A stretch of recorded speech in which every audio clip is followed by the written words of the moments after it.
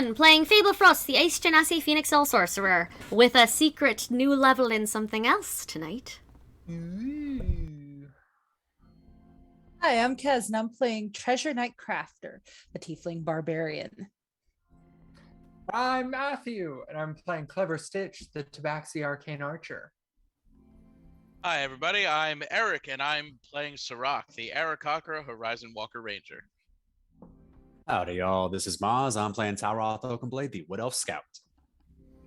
All right, before we get into tonight's adventure, we do have a couple of quick announcements. Who wants to tell us about Norse Foundry, our sponsors for this adventure? Norse Foundry? You mean the people who make dice and all dice accoutrements that you could possibly want? They're our friends. They're yours. Use they can make anything that you need for your D&D table. They make dice, giant fuck off dice. They make gemstone dice. They make metal dice. They make everything. So be sure to stop on over by Norse Foundry. Oh God, you couldn't see this the entire time. Be able to stop on by Norse Foundry and use the code REPRPG. Again, that's REPRPG to save you 15% off of your entire purchase, which can really be a decent chunk of change whenever you fuel your dice addiction like you surely have. So make sure to use that code to be able to save you a little bit of money and support the channel while you're doing it. That's it. Awesome. Well, thank you guys for being here. Are there any other announcements we need to make? Looks like I'm getting a bunch of no's. And all right, well, let's get into tonight's adventure, shall we? Our adventure takes place in the lands of Lickdracht. They are lands of myth, of legend. They are lands more and more of fate and destiny. Recently, our heroes, the Archivists, have aided and then foiled a heist into the library, the actual founding social club where mages since the days of ancient yore had compiled spells, very much the same way a library might. You loan a spell, you take a spell. Sort of like give a penny, take a penny, but with magic. It was a network and a practice from the ancient days in which no individual spellcaster was perhaps strong enough to reach the heights of ninth level magic or beyond. And so this is an old solution. The individual that they had attempted to aid and then foil was Radovid, a dragonkin from seemingly the city of Draconopolis. They stopped his, simulacrum. There it is. They stopped his simulacrum from walking away with a dragon orb. But they know that that was not the only thing that Radovid had gone in there looking for. Where those other items and artifacts are is unknown at this time.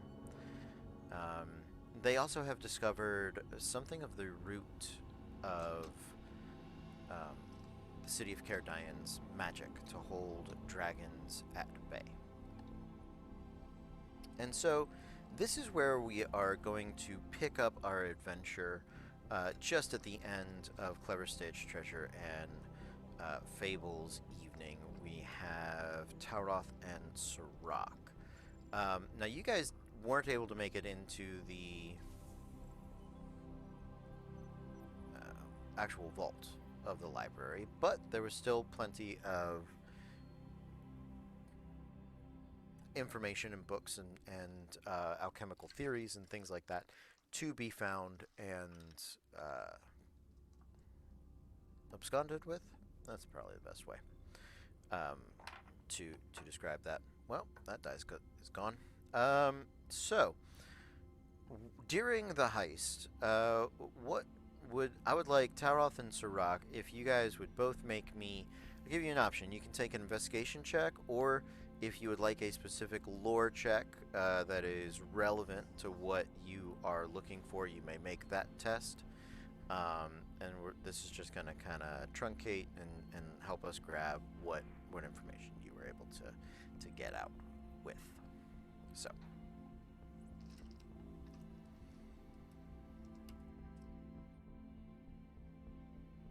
All right, I just did an investigation, which was an 18. 18, okay. And what information are you looking for, Sirach?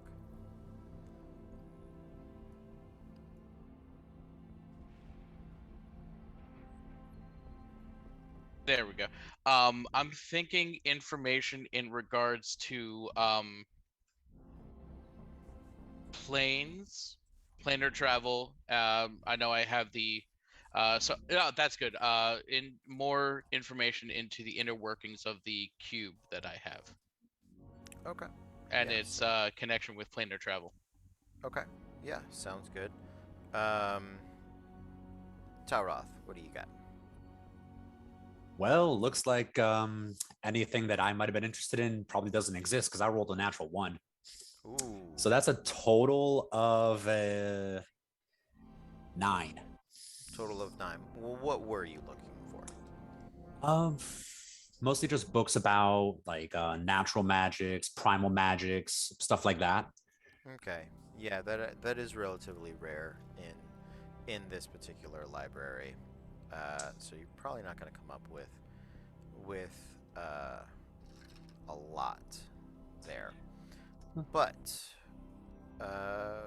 Sirach, do me a favor, roll me a percentile.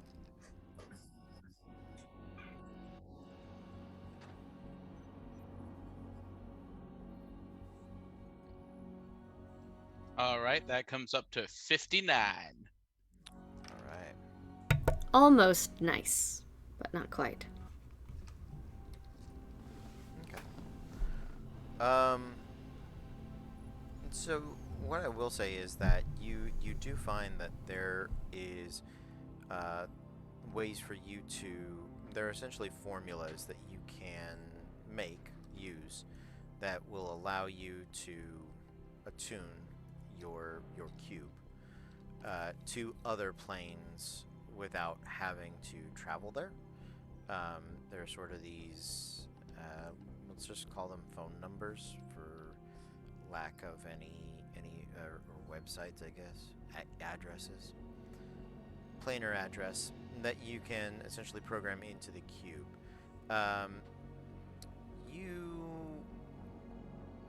Because you rolled a 59, I'm gonna say that you get, let's round it up, 6 out of 10, 60% of one plane that you are interested in traveling to. So, what plane is that?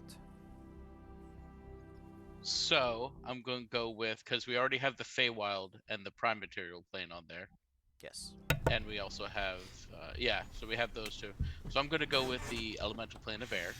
Okay. As you rightfully should, given any of your character at all.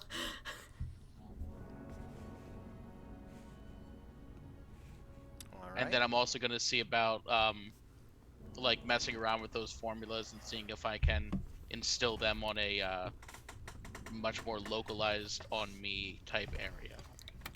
I don't understand what you mean by that. It's a new thing that I get at level 11. What? All right, what is that? It's the it is the distance strike ability, and so in between my two attacks, I can teleport 10 feet between the attacks. Awesome. Sounds very cool. Yeah, absolutely.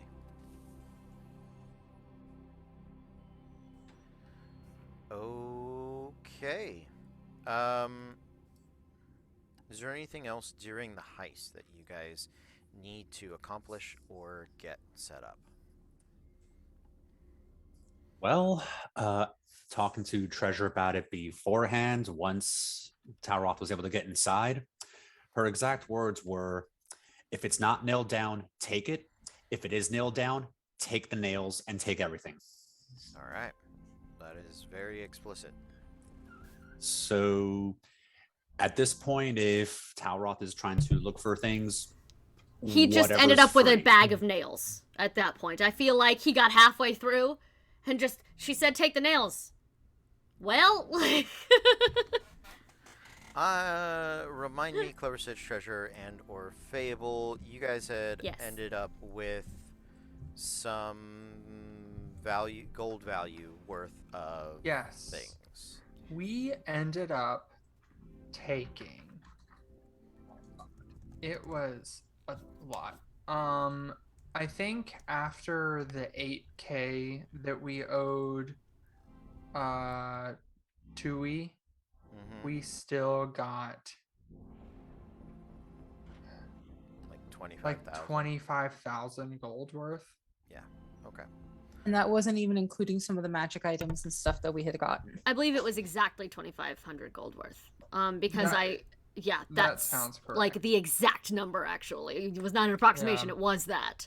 Yeah, 25,000. 25,000. It fits, it scans like 96,000. It's just not as impressive. Okay. Talroth. First off, why don't you roll me a percentile? All right, I'm going to give the online dice roller one more chance to behave. Okay. 15. 15. Well, let's see.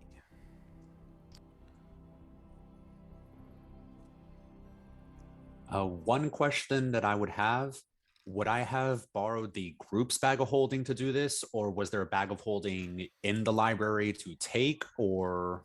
It was the groups because we explicitly knew not to take bags of, or that Saride knew not to take her bag of holding because they were going to be scanning her for magic items. Yes. So she did not have her bag of holding. I still did have the haversack because I wasn't going in there at the same time. Yeah. How many bags do you guys have total? Is it just the one and the haversack? Yeah. Yes. Correct. Now, we were told for DM question regarding bag of holding even has, that's not infinite space in there. Correct. He did mention specifically when he was telling us raid, get whatever you like, he did mention bags of holding as a potential like thing that we could, do they just have them there? Should we have grabbed one or told Talroth to grab one? To use a them bag. Talroth would not have been not have in the known. vault. Okay, So let's not worry about it then. those would not have been available to him. There were lock boxes. There were there were lock boxes. I think that I did say there were some bags of holding.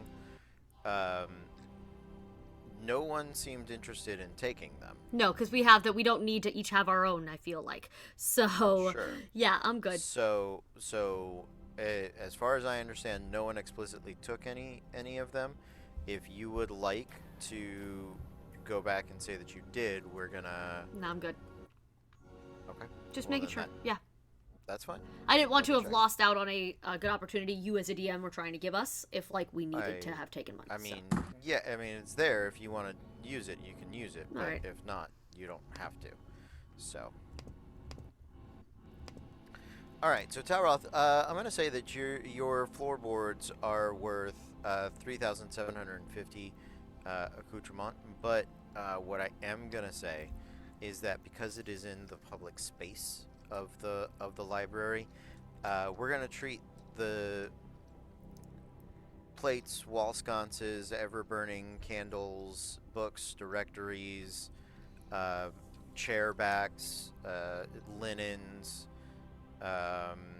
probably a fire poker or two, right? All of that, all of those things that you grab are essentially stolen goods. They're hot. They're hot on the street. Find a good middleman or don't sell them immediately. So, yes. So, the the individual value of them might go up or down depending on where you are, where you're selling them. Mm-hmm. But if you use these things or wear them or try to sell them in town, odds are that you are going to have that you will be Stopped. sussed out. Sussed out. So Well, it's a good thing I have to give the bag of holding back to Sarai, right? there you go. Get it away. Wise. Cool.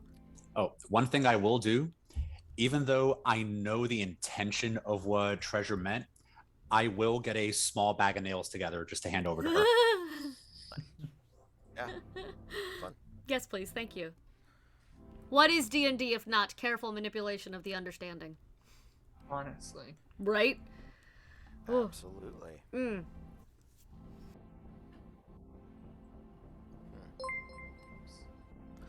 So, you guys make your way through your heist and have come out the other side slightly more knowledgeable and slightly more enriched than when you went out. How quickly would you guys like to pick up your adventure? The same night, the following day, days later? It is the first. The heist takes place on the day. So the following day would be the first of Apex. So the summer solstice, longest day of the year. Ooh. I think in order to answer that, Yeah.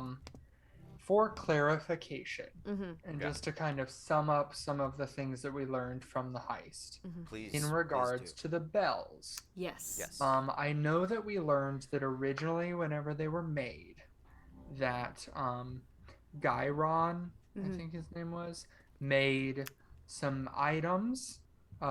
He made some harmonic devices that started the bubble, and it was, I think there was a staff that activated the bells, but I could be misremembering or just have hallucinated that. So,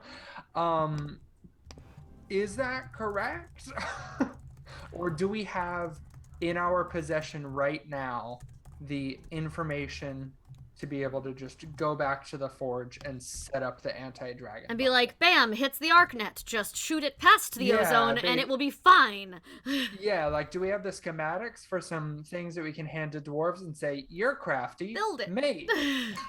So you do not. Fuck. Okay. That Yeah, makes you- sense. That's not an easy... This didn't feel like an easy fix. It didn't, you know. I mean, to be fair, a heist on the most on the the longest day of largest- the year. Yeah, wasn't necessarily easy either. But yes.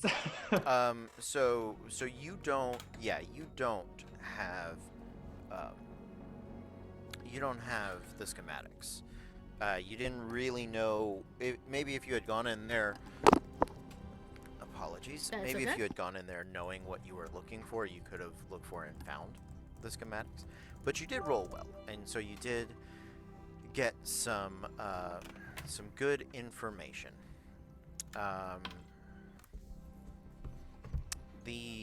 So the dragons. So the name that you were given, I believe, was the wizard Gyron. It was the dragon. He was a Gyron dragon. the Yeah. Great. Gyron the Old Great. as fuck dragon that took pity on the small folk. And said, here's how you deal with my Yes. people. Like, Yes. So yeah. Yeah. It is.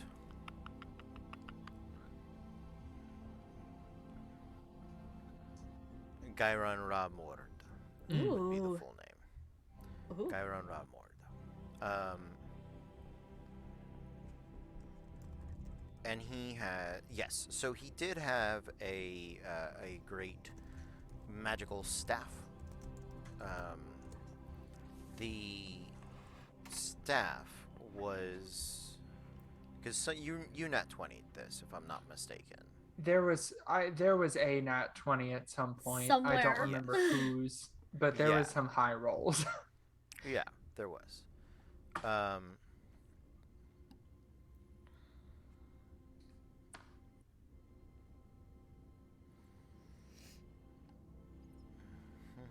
That is okay. Ooh. So.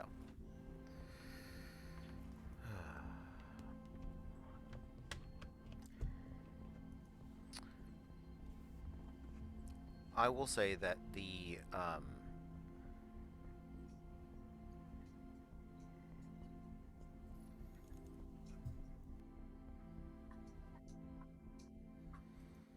information that you have with Gyron and his staff is the staff bore the enchantment that could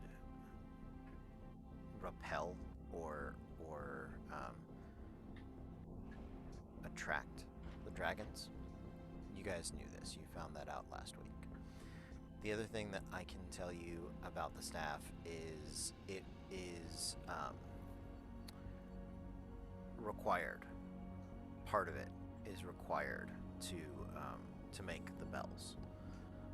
And so you could probably get just the legendary like lore up of how the bells were made from like any of the regular libraries or books around for the city's history.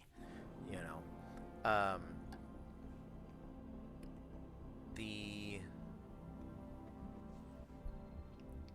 you do have a dragon orb. Yep. Which, as of right now, we know can attract Yes. dragons. We're assuming that he was using it because they are trying to get back. They are trying to break back in. They are trying to reclaim space. And he was like, everybody come. But we don't know officially, Yeah. right? Like, that Yeah, was us or guessing. Or that he was going to take it back to Dragonopolis and use it to, like, amass an army. Yeah, either, well, which begs the question then, we were under the assumption that this person was already important enough that they could have amassed an army without it. Like, this to me feels more Possibly. like a flare gun, but we don't actually know if he's important enough to warrant that kind of response. Well, either he or the person that he was working for Yes, are maybe. called the Prince of Fang and Claw. Maybe that's who we should do research on. So, well, I think first we should finish. No, trying at to some point. I protect don't the mean right fort. now. I mean, Yeah. I'm gonna laugh if we're like doing all this work to protect ourselves and it's like some second cousin who actually has no power and everyone's like, oh my god, that's just the guy who calls himself a fucking prince. That's like, just Larry. That's just Larry. He's just crazy. Like, he thinks he invented tinfoil. Like, Yeah. I don't like, but I'll love it. Like, don't not do that on my account, Cody. It's just. That's just. I'm sorry, I ruined everything. I ruined the whole show. No. I broke it. No. So what I'm gonna say is that you guys have a lot of base information. You could go talk to some friends that you've made about Gyron. You can ask them about this Prince of Fang and Claw. You can ask about the staff of Gyron, right? And what other big information did you guys kind of Well, grab? first things first, we got to pay off Thule, don't we? We already We did. did. We we essentially. already I did. believe. Oh, Yeah. Well, you can't. We can also back up to the point where you go to Yeah. Dewey and ask her questions in regards to all of these people. And we also could Dewey- abandon all of this for our new career in drag. There's that. We were very well received. We all have names recognition now. We've got an act. Hell yeah. Idge will rise again. Pidge will never die. Forever Pidge. Forever Pidge. Oh my god. That's the name of the show now. Not Disasters, but our drag show. Yeah. For Feather And Pidge. can we, out of curiosity, can we see if our artificer friend is doing well enough to possibly give us a little bit of insight into these bells and their making and the staff, and if he's definitely feeling less octopus on the brain, which is a good thing, but is he like conscious? Less octopus on the brain, not Yeah, no octopus yeah. on the brain. Yeah, he's conscious enough. You're asking about Professor. What was it? The professor and his daughter, because it is slipping my mind today. Yep. You guys have it written down somewhere. Grizz has it written down somewhere. Yeah. Or Tom might. The new kids that take notes. Well, Meg might have it as well. Message them. I'm Find got out. yeah. Who are we asking about really fast? The professor. Professor and his daughter. Yep. You know, Professor Otto Octavius. Wrong, professor. We do not want to ask that one very many questions. Got it. Hear me out, though. We could ask him questions. I think that would be a very unique blend to the worlds. Next time on Into the Disasterverse. That's how we bring the Marvel universe into the Disasters and Danger universe, and then that's how our next campaign starts. They are the legends. They are the gods. They've been sucked back into medieval land, and everyone thinks Iron Man is a deity, which I'm sure he'd love. So yeah, once you guys have that information, you can absolutely go and talk to them. They are a good resource as well. You guys have a lot of friends in this town, and you have a lot of resources that you can go and ask people about. So where do you want to begin? Yay, friends. That's where I'd like to begin. Yay, friends. Okay. Yeah, let's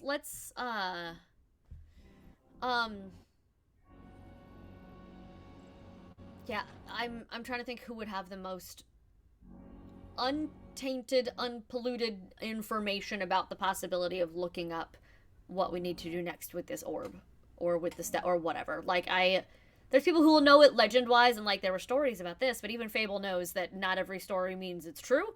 So maybe someone who has actual research. So yeah. I'm not sure which one would be best. That's my point. Honestly, that's kind of why I thought of the professor, because he works for the college, so I was thinking Then purely sure. academic. Then fucking sure. For research purposes, I'm writing a paper, and I need to know a lot of details about this without telling you that I have it. Because that's the other thing. If he came in to steal it, and we stole it from him, it belongs in the library. We can't let them know we have it. It belongs in a museum. Thank you. That is what I was going to say. It felt right and wrong all at the same time. Because if this becomes Indiana Jones, I won't hate it. But I honestly, it's just that asking the wrong person could set up some flags. However, okay, I'm gonna say some words. What are the chances we can ask one of the criminals? Like, hey, we saw him try to take this thing. It got sucked up into a whatever. We couldn't find it again. We don't have it. But what was it? Do you know? Did he say what he was planning on doing? Like, maybe one of the people who he works with more than once. Maybe now that we've seen it and we've been a part of the heist. And it's not our fault it didn't go well as far as they can tell. Maybe, especially the ones who maybe weren't even there, maybe they will know something. They're less likely to turn us in also if it happens about that we have it. But I'd like to not let them know we have it. Thoughts? Okay, good idea. We're getting some good idea-ish. We're getting some Yeah. some commitment and some non-committal. All right, it won't get us killed immediately. Vibes. I and mean, that's no, fine. it'll get us goddamn murked, but let's go with But it. like, I let's love it. fucking Oh, do well, it. great. And the fact that you didn't say murdered means you are out of the campaign now. We have to kill the Rock next because that was an unacceptable time to miss the pun. You know? Unacceptable. I mean, does it at least counteract because I got the Indiana Jones in there? Can it at least balance it out? Actually, yes, Indy will buy you a credit, I feel like. Sort of like the thing where like you go work out for half an hour, but then you're like, now I can have ice cream. Yes. That's exactly what it is. Thank you. And that said, I mean, Tuli knows enough about this guy that she might know something about it. She seems really in the know. We could ask her, right? Yeah, We absolutely. were, yes, the Arcanist from the Mind Flayers recovered yet. We were, Andrew's here. hi. We were just trying to figure out, hey, since you're in the chat, you get a vote. Your character's technically here. Listen, this is how this kind of game works. Sometimes they are able to Yep. pop up in chat for 10 minutes and answer questions. Yep. We think that he might be able to be spoken to, honestly. That is a good idea. But Sans Arcanist, definitely one of the other criminals, or we talk to both parties and see what we can get. So, yeah. So, fuck it. Let's start with the Arcanist. Also, do you remember the name of the professor, Andrew, while you're here? Thank you. Let go. The Arcanist, the doctor that was fixing people's brains, that guy? Yes, the Arcanist we saved from the Mind Flayers. Oh, that's the professor. Got it. Good. Yeah. Okay. We're on the same, exact same page They're then. the same Great. person. Just Yeah, they're making the same- sure. Do you they're the remember same his person. name? Perhaps. We gotta pick. Is Mendez? Yes, is Menendez. Ha ha! Andrew for the win. There you go. Heyo. And the daughter was Awesome. Sora. And Megan Sora. for the win. They've got this shit. We're Yep. ready. Coming in with the assists. Nice. Thanks, team. Nice. Good team effort. If you aren't on our Discord, you should be, folks. It's a good time. All right. So, is that where you're starting with the Arcanist? Yeah. Why not? Okay. You going right after the heist, or are you waiting till the next day? I think the next day, I think we need long rest and to lay low. We shouldn't be going anywhere. We should be going back to our hotel as though we were there all night with an alibi and fucking wait. And overnight, some of us have learned some new skills. Sounds good. Sure. These are skills that you guys have been working on. Actually, since yes, I have been. You have been in the city. And just for some reason today, things are going to start clicking a little bit for you, which is nice. Sometimes you put in all the effort and then you ignore it for a day or so, and sometimes you come back and things just sort of start snapping up together. And that is essentially how I view this particular set of leveling up. Yeah. You guys make your way to the Arcanist's house with his daughter. Having been recently released over the past few days, while you guys have been planning your heist and poisoning people and doing all of the other fun things As we do. that you guys were able to do in the recent days. Would you like to wait till evening, the following evening? Would you like to go for brunch, for breakfast, lunch, dinner, rinner? I I like feel like- brunch. I was about to say, brunch seems like the least of the skeevy potential meals. Okay. Skeevy potential meals. Nothing is. at all unusual about just some friends going to see a buddy at brunch. No red flags at all. It's the least offensive meal of the day. It's not even a real meal. It's casual as sure. fuck. Yeah. No murders have yeah, ever been planned over a brunch. Absolutely. So, so you guys make your way to the Arcanist's home. Sarah is with him because he's fresh out of spine surgery and all the other nonsense that you guys essentially did with and for him. As you come to the door, she's the one that answers, and she's sort of,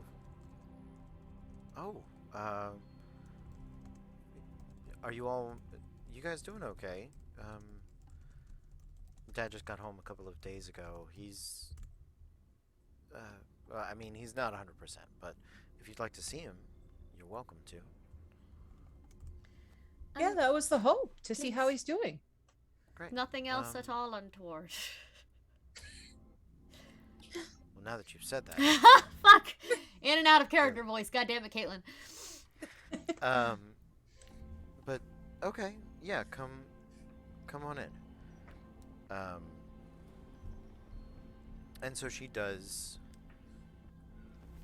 go to invite you guys in, and leads you through the house. Some of you have seen it through the vision state, um, and some of you have been here before. And so she leads you to the dining area, that slightly larger dining table, and there is the Arcanist, Ismenides, who is he's got like he never looked like an old man before, but he's definitely got like she has bundled him within an inch of his life. He's got like the shawl on, and he's got a blanket over his legs, and he's got like a robe that's wrapped up tight, and then sort of a snuggie, right? So his hands are kind of free, but you see she's got like mittens on him, and if you look at him for any real length of time, it's like he's just sweating underneath all of that. Like it's summer, but she's treating him like he's a grandpa and dying. To be fair, that is how you treat people who have just recovered from mind flare post-op. Like, I would bundle any one of you and not let you touch anything, including yourselves. Burrito. And he is Bird and Etoad. So as you guys make your way in, he sort of says like, "No, really, I'm fine. I don't need an Oh, friends, hello." And he stands up and sort of starts casting off the layers of heat that have been hoisted upon him. Please come in, sit. Zara was just helping me with a bit of dinner, breakfast. She's like, "That's why you have to be bundled. You don't even know what time of day it is." He's like, I know what time of day it is. Fine. Very well. Time is a construct, and you can eat any meal at any time. I stand by that as someone who slept during the day and was awake and working at night for most of my childhood. So, time is very relative. Him not knowing what time it is not the worst. Here, Sarah, would you mind? All right, fine. She heads off into the kitchen, and you smell a bit of burning. You get the feeling she's probably not the best cook, but she is working on breakfast or brunch, however it was. Some of it smells good, some of it smells burnt, but she's still piecing it together, right? So,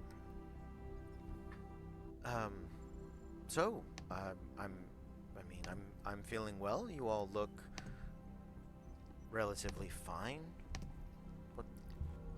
What can I do for you? We came to talk about some kind of well, we've got some, let's call them scholarly interests we'd like to discuss with you. All right. We were Sounds good.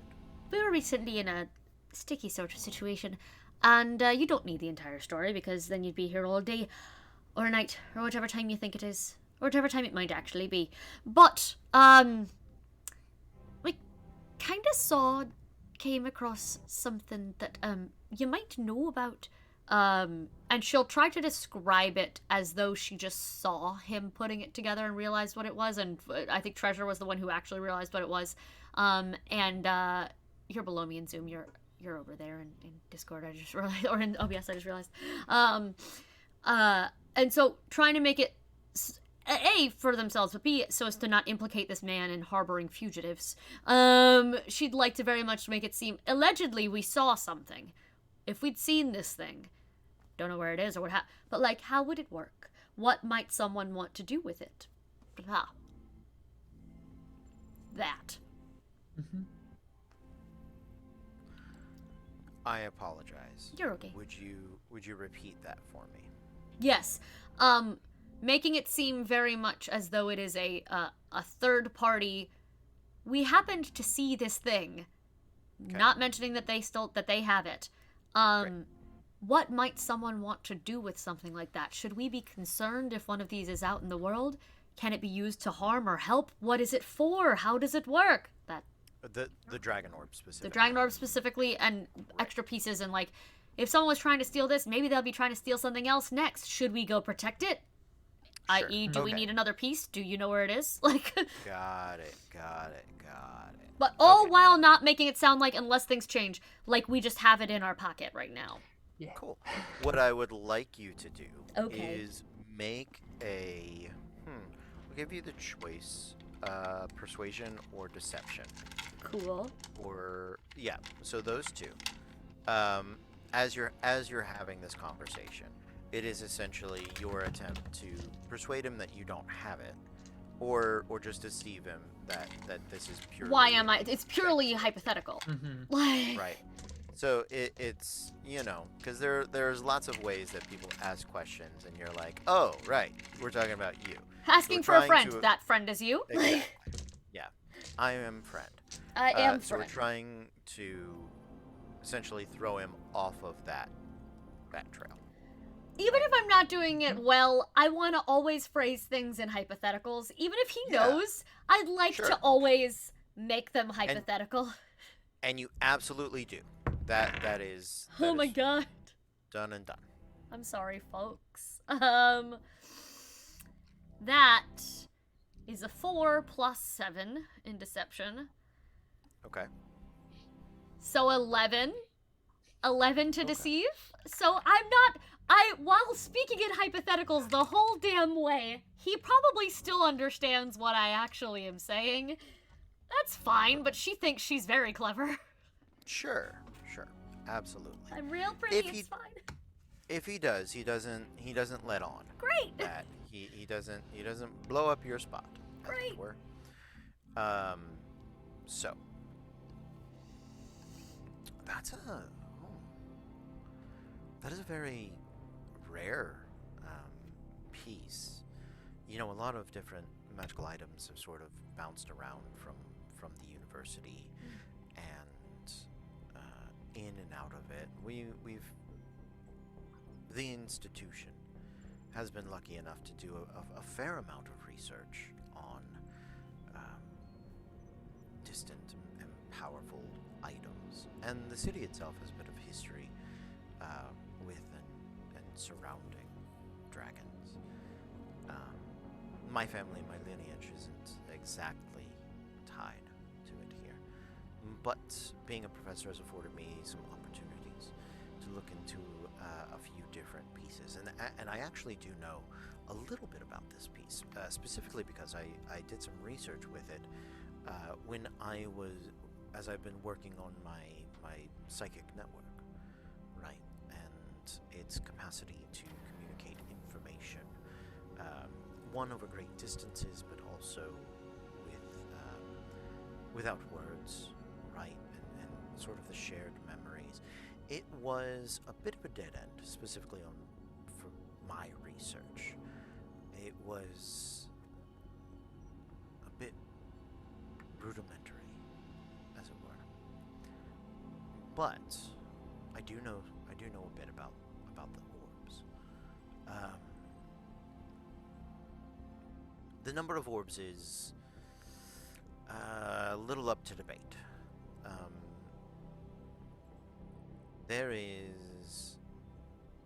It is pretty well accepted that at some point there were at least 5 orbs.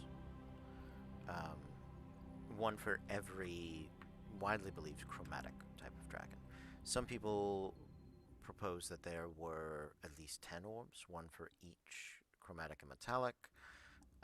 Although metallic orbs specifically, we don't have any record of making its way through the city.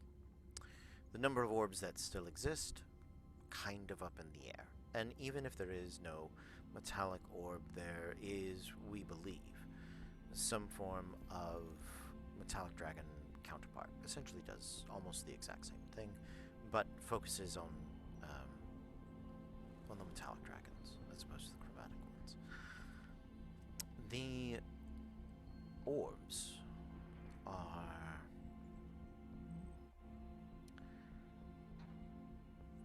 a holdover from older days, from days when dragons were much more prevalent throughout the lands of Lidrocht and older and further. Got it. So, what do they do? Well, they confer upon the wielder of them some abilities as far as being able to detect magic and dragons at a variety of distances. There is the telepathic portion. There is a telepathic call for all draconic creatures within about 40 miles. Now, the orbs that we've seen were primarily focused on chromatic ones. And while for the chromatics it is compulsory, for the draconics it's still a call that is heard and might be answered more out of curiosity or ire than out of compulsion. Right?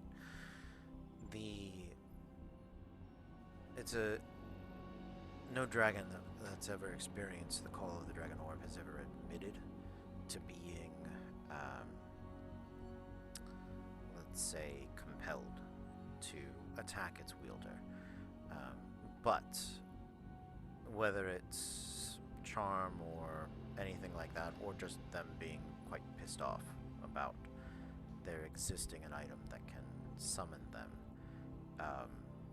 they tend to have a very hostile approach to the dragon orbs.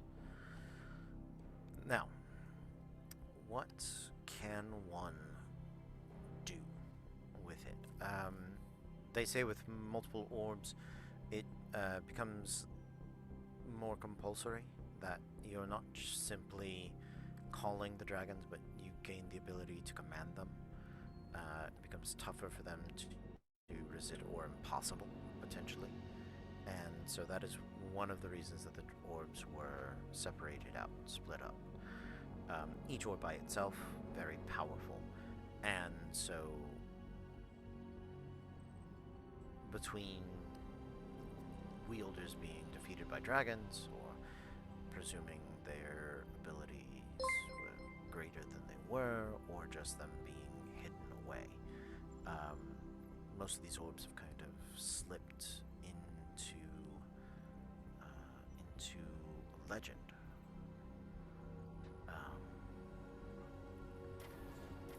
Now, the orbs themselves do have a deep connection deep telepathic connection with dragonkind. So, if you were a skilled enough artificer, or inclined enough, devious enough, you could take other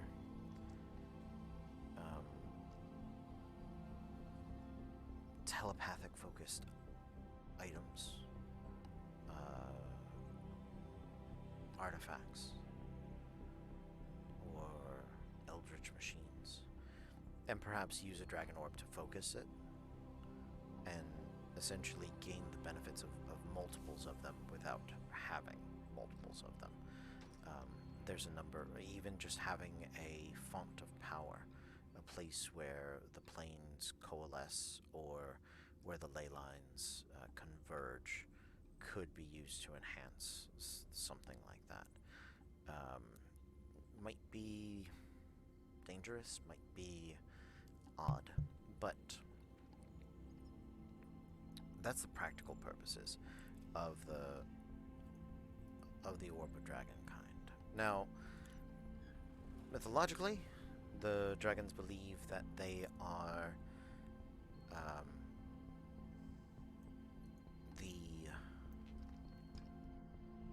the children of the spirits of the Worm King and his bride reside within the orbs, and that is what gives them their mighty power over the variety of dragons. So, does that answer? Is that what you were looking for? In a way, actually. I want to be meta so bad. Instead, I'm gonna ask if Fable can roll a history check. Sure. Merely the only reason I'm even having her roll this is because traveling circus. So she's traveled a lot of places. So may, therefore, have gone to that place where all the fucking ley lines are and heard rumors about shit. Fuck. Ley lines converge in multiple. No, I places. know, but we know that. Yeah. But for past game, past stream, past everything, and yes, Cody does do great narration in the eye. Thank you. It is correct. He's very good at this. We love him. So I rolled a 10, so I know nothing. But it's just Caitlin's brain goes, oh my god, it's the Crow King's forest. We have to go there with the Dragon Orb, and he's gonna take over the world. Like, I freak out. I'm like, we've dealt with these places before where the magic is weird. No. Okay. I rolled a 10. Yes, Tauroth. I was gonna say, with Talrot's archaeology and all the study of history he's done before with what he was looking for, maybe he might have come across something. So could I try a history check? Make a history check, yeah. 15. Okay. Anybody else feel like they have a good enough reason to attempt this? I doubt Sirach and Clever Stitch. What do you got, Clever Stitch? So really, it would just be because the Tabaxi and especially his tribe were so nomadic Okay. that there is just a possibility, not even in a, ooh, I've been there before, but more in a like, we don't go there because that's the scary magic place. Don't you dare ever, you stupid child. Like that's the Darklands. The sun doesn't touch there. So- Sure. Yeah. Everywhere the sun touches. Exactly. Never there. That's Oakland. Listen. Don't go to Oakland. Apologies to anyone that lives in Oakland. That's a. Don't apologize to them. They're either used to it or they've moved out of Oakland. There you go. Treasure, did you have? So Clever Stitch, go ahead and make your history check. It was a 10. A 10. That's fine. Treasure, were you gonna make an attempt here? I don't know that I would know a whole lot about the ley lines themselves, but Sure. as far as like legendary items or any connections this may have, or even some of the dragon clients, some of my parents may have dealt with dragonkind outside in jail in Arsai. So whatever kind of connection I could make aside from the ley lines, more so in the item and its uses and anything else that may have to do with it, I'd like to make a history check there. Okay. Yeah. Yeah. Go for it. Not terrible. 17 altogether. 17 all together. Got it. All right. Let's go through these. I'm not gonna say like in order, but yeah, I guess in the vaguest order that we did.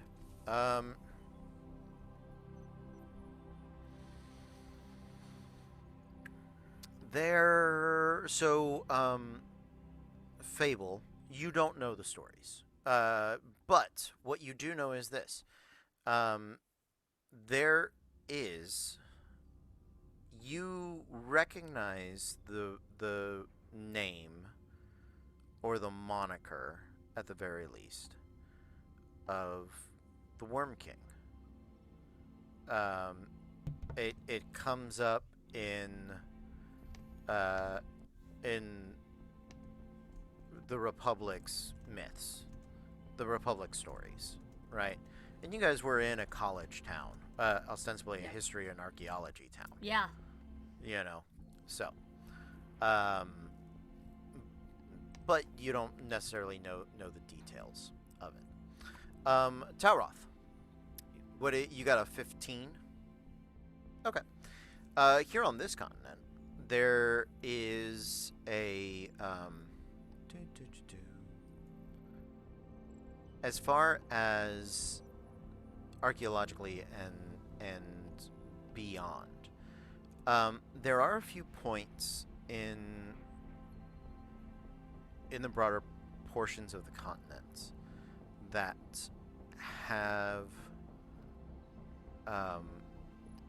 strong magical connections, right? One of them is, if you go back to the second map, it's actually in the bottom right-hand corner of the third map.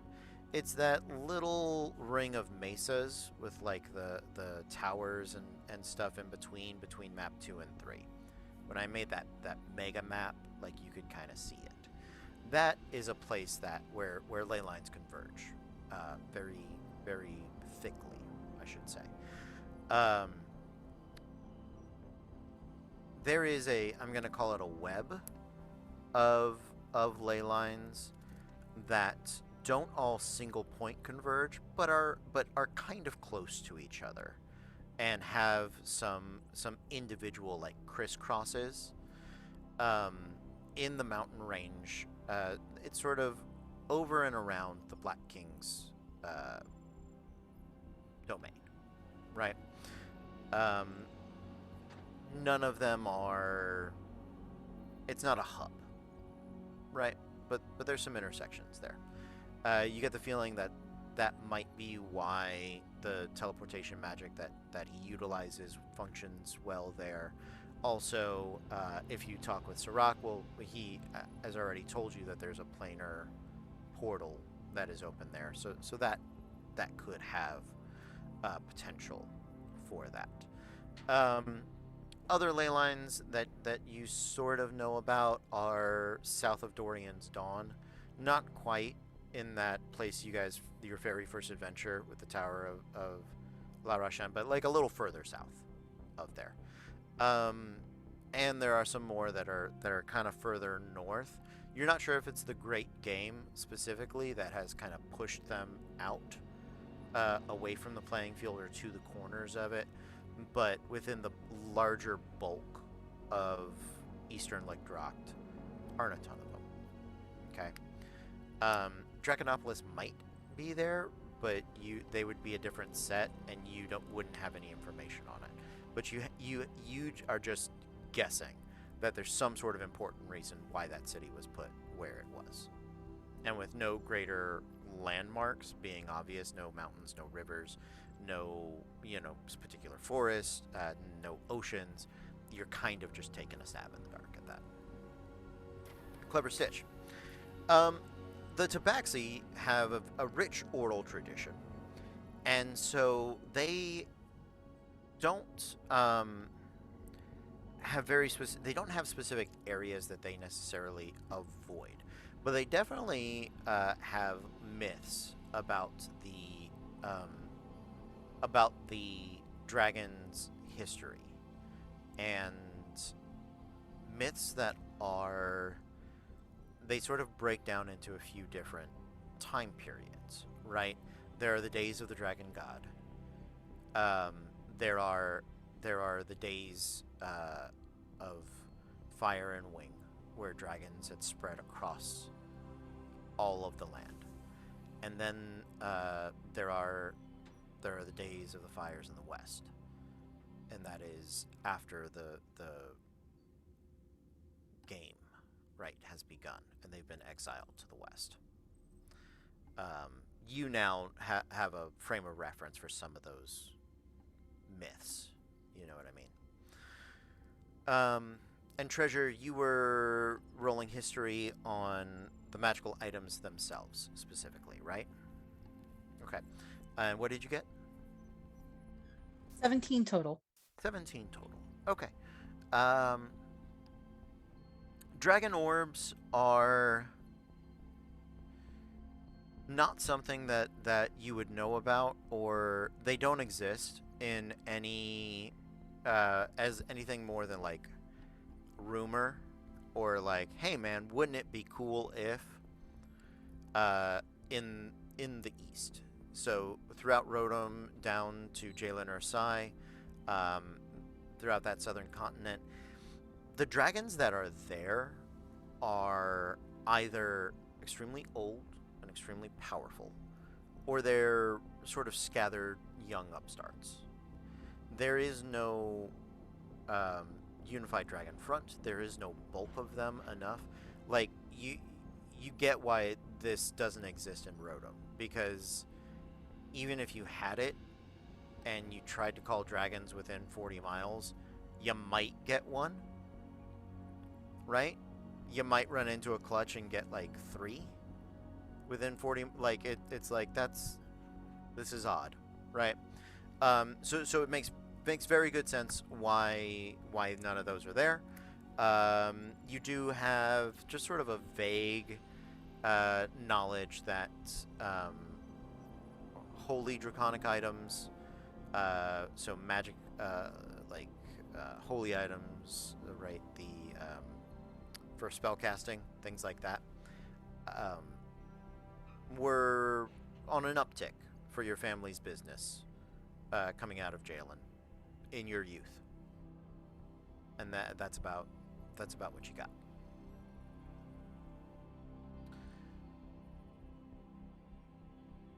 So as you guys think over those things, actually, you know what, Sirach?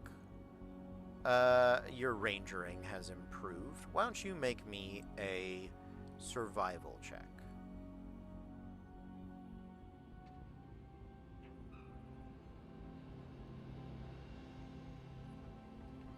Natural 20 for a 27. Okay. So, Sirach, I will tell you, there is a good word. A very powerful ley line that runs the length of the Warden's Wall. In fact, it's why the Warden's Wall follows the shape that it does. And it is because it intersects with another ley line that creates essentially the bottom of the board, that corner Mesa City area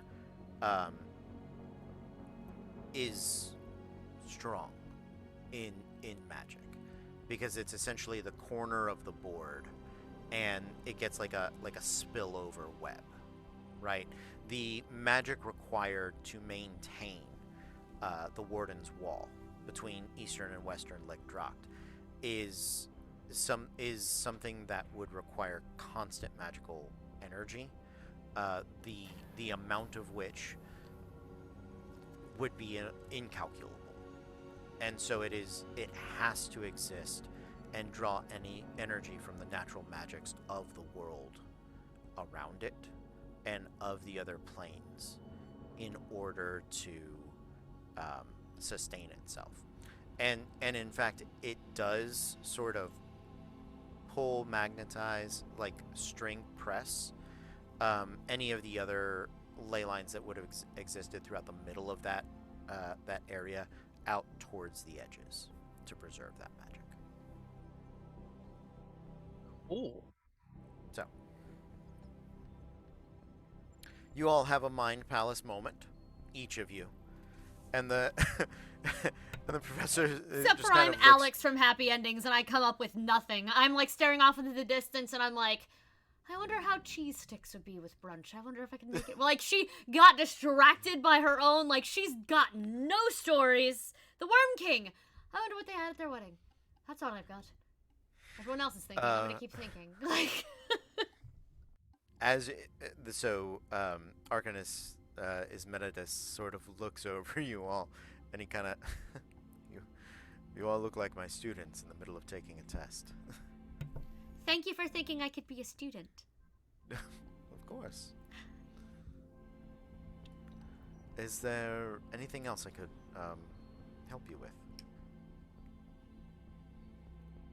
Actually, there's something I think I'd like to do for you all, because you have been so gracious to help us, and it seems like your daughter's overworking herself. Is there any way I can order some breakfast for you all or lunch? That is tremendously kind of you. Yes, that would be wonderful. You get the feeling he doesn't want to ask her because he doesn't want to offend her, but he doesn't necessarily want to keep eating her cooking. Like she can cook a couple of things, but she's in the beginning stages of pandemic when she's trying to cook like banana bread, and it's not working. And he's like, I've eaten banana mush It's just soup. 3 days now. It's a This banana is- soup. Hasn't quite got the starter good for the sourdough loaf. Yeah. no. Yeah. Yeah. So exactly. Yep. Trisha will probably, like, when we get back to the Little Empire, ask for them to send a nice meal to those two, at least in thanks for their time, and also to help them feel a little bit better.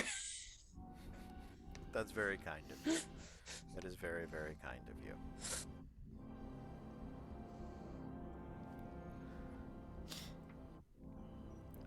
Well, I feel... It's fascinating what you learn.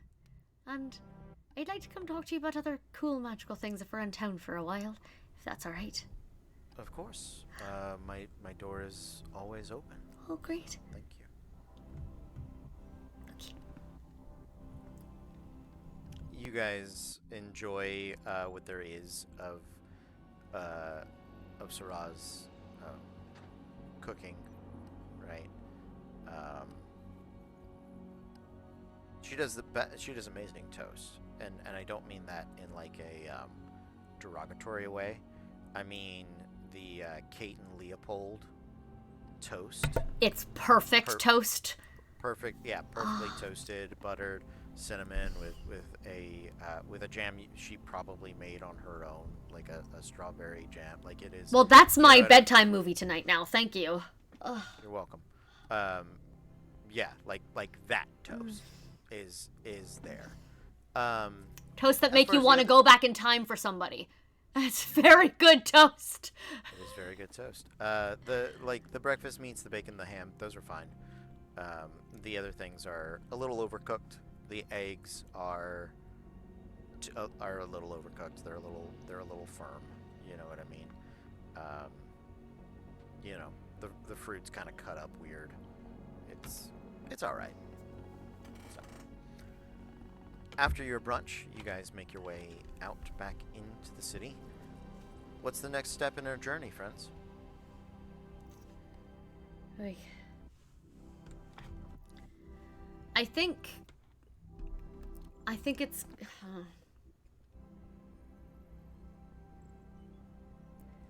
Should we just go back to the forge and see if they can we can at least leave it there and see if they can do some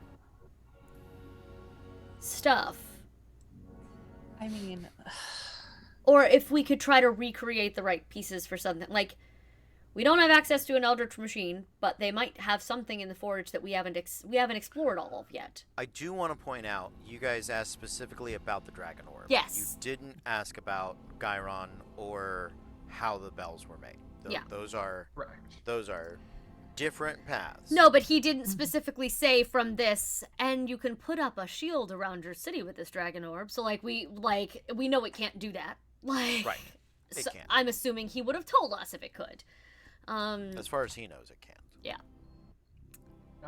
that's the kind of thing I honestly, going off of that, Treasure would say, I kind of want to like sit down with one of those dwarven artificers, or even that fire giant that we had a wonderful conversation with. He might know. He might be able Potentially. to just make some bells that Well, resonate on the even- right frequencies with this. I don't have it out. I'm making it very clear that I'm just miming. I did not take it out of the bag just for this. But I didn't want Cody thinking that I was holding and playing with this thing. And unless it's about to treasure planet something on the wall. Oh no, is it the Treasure Planet map? No, I want to touch it. I want to touch it so bad. It's fine. Listen, we know that our friends are allergic to cinnamon rolls and treasures like a miming as well.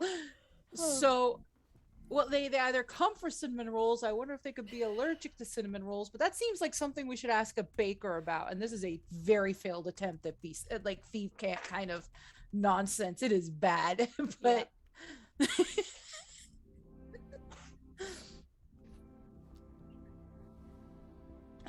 Should we just I like your idea of heading back because maybe we can ask one of them a little more information anyways. And I think we've been here quite some time and we're here long enough that we have friends, plural. Where was the last place that happened? The Forge. Exactly. We have 2 homes outside of the place we're all from. Outside of Dorian's Dawn, we have 2 homes. Here now. And the Forge with our fire giant friends. And our dwarf, that one that we adopted with the arm. I consider him a friend, and I love him. Am I wrong? I'm sorry. Cody's looking at me like I'm incorrect, and I'm sorry. I'm not looking at you anyway. Oh, okay. You're fine. So maybe we should do just a little more research on Gyron before we head out. Yeah. We'll probably head out tomorrow. Well, if we're going to be heading out tomorrow, I need to finish up a few things before we take off. All right. Need some help? Mostly just seeing if some of these orders that I put on are ready or not. Okay. I'll help you out with that because I got to put in an order to get them some lunch anyway.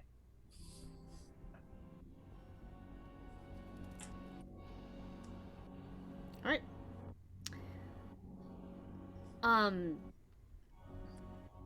If they are doing research things, Fable's just gonna... It still might not be a bad idea to try to talk to one of the criminals before we leave, to see if there was something, a heist he was planning next. They may not know what he was planning on stealing, but one of his regulars may know where he was going next. So I'd like to try to find out. Or, since he's gone, we could raid his hideout after a couple of days and see if he wrote anything down. We are probably not that lucky, but just in fucking case. We could also, the cover could be, for people who weren't on that job, well, the plan was to meet back here in 3 days. Did he not tell you that? That was in case something went wrong, and obviously something went wrong because he's gone. He vanished. Like, we can, it's very, with a criminal mastermind who does not communicate with his entire team, you could lie about anything. And they might not know, like, they have no way of checking that because he famously, A, turns on people, and B, doesn't tell them the whole plan. So we have a very good chance here, before long, to be like, the plan was to meet back in a few days. 3 days later, or whatever. This is where we're at. So... I think while if he was some kind of simulacrum, it might take him a while to rally and get back here, but we should take advantage of that window before we leave town in case he wanted to steal something else that we know at least now one dragon's hoard is a house in town that's trapped in an eternal time loop. So we know there's some weird shit going on here. It's partially our fault, but I would like to take advantage of the fact that he is currently missing to see if we can find out anything else about him and about what he was doing. Is that okay? Yes, so just to clarify, we want to stay a couple more days. Yes. Yeah. Okay, please. Okay. Are you guys going to visit Tui today? That feels like a smart... Yeah, please and thank you. I don't want her thinking that yeah, let's, please. Okay. What time? Early evening, late evening, afternoon, immediately following brunch, dead of night? Evening, like Sneak dinner in time. in the dead of night. Amazing. Let's do right at about the same time that we went last time, where there was only the one dude in the bar who was like always there. Sure. Smart. Yeah, relatively early. Smart. Yeah. You guys do make your way throughout the city. You follow the signs to the underground. You pass through the door, now familiar to you all. Is everyone going, or have Talroth and Treasure broken off from the group at this point? At this point, I probably would have broken off to finish up what I needed to.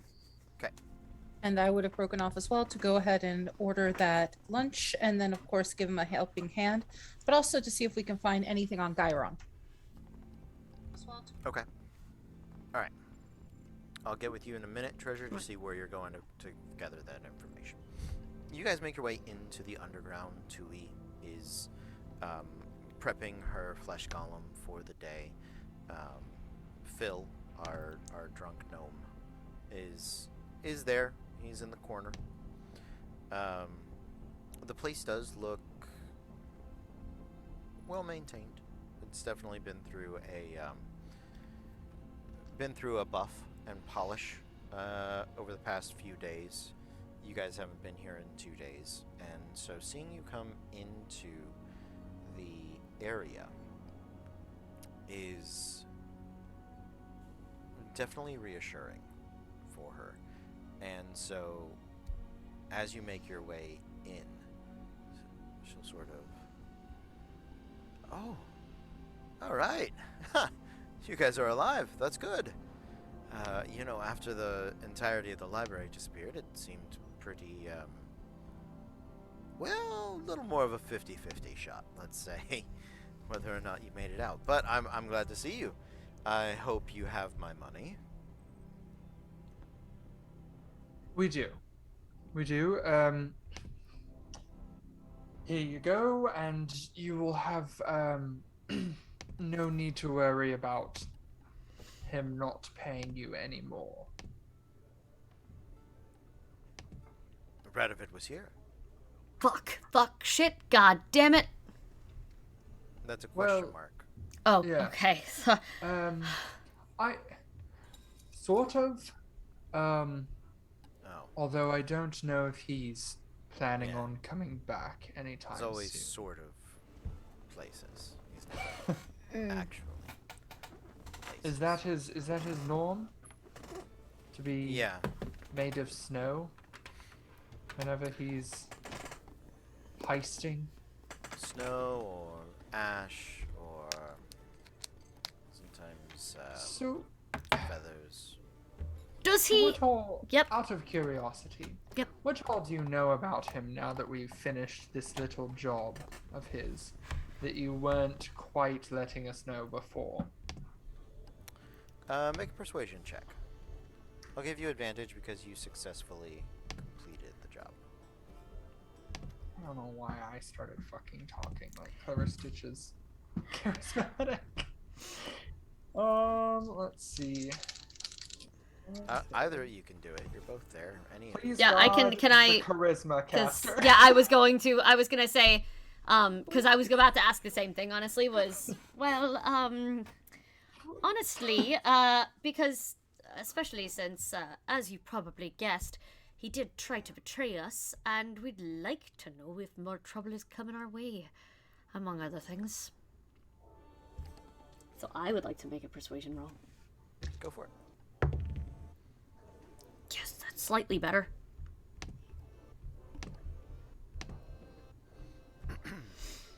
You did have advantage as well. Yeah, let's use that advantage. Yeah, let's use that advantage. 17. 17. Yes. She, Tui sort of looks over you guys. Yeah, alright. You've earned it, at the very least. You pay her, and she's gonna get her halfling stool over, and she'll pour a couple of drinks, for everybody, and sort of settle into her stool. Well, I don't know, let's see. What was it, about 11 years ago? My, brother got mixed up with Radovid, doing a job to the east of here. Something beyond the mountains. Got, tangled up with some sort of beholder. Radovid bailed on him. So, I've been following him, his career, for a decade. He knows me pretty well, and I do my best to avoid him, but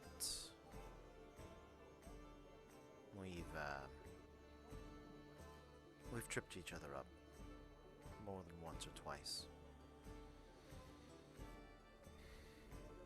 Unfortunately,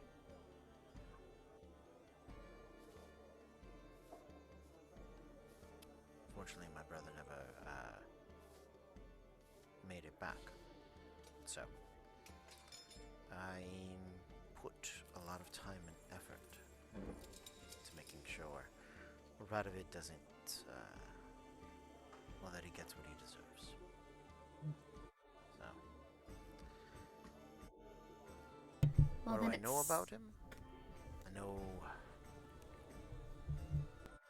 I know he does jobs across the entirety of the continent. I know he's rarely in the same place. I don't know, he usually has one person that he divulges the entirety of the plan to. Somebody that can piece together the memories in case his simulacrums have to get remade, or copies of copies. But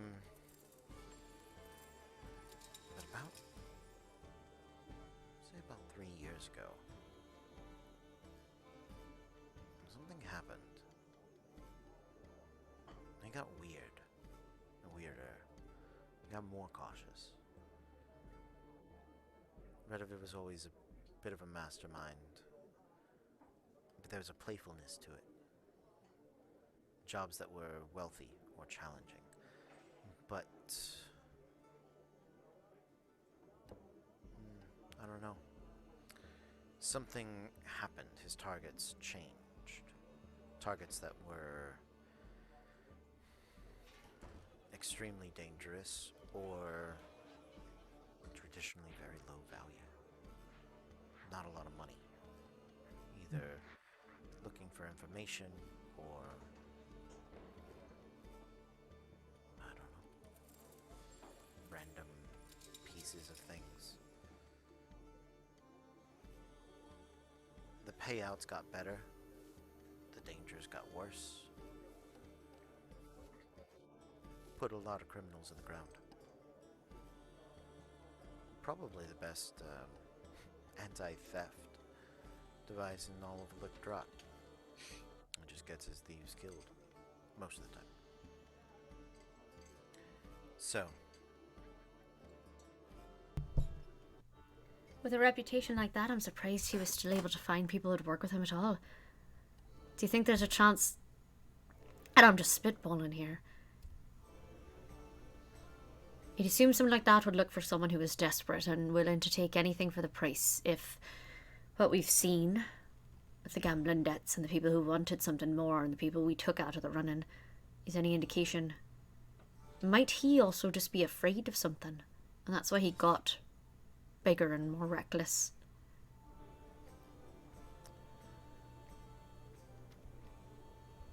maybe. But before the shift, Radovid would abandon a job.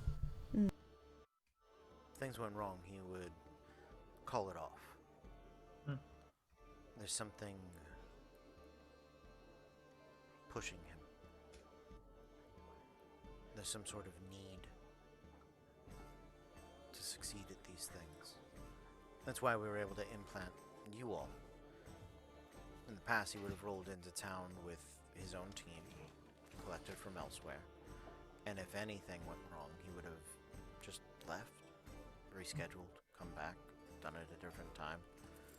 He was a different kind of smart. But about 3 years ago,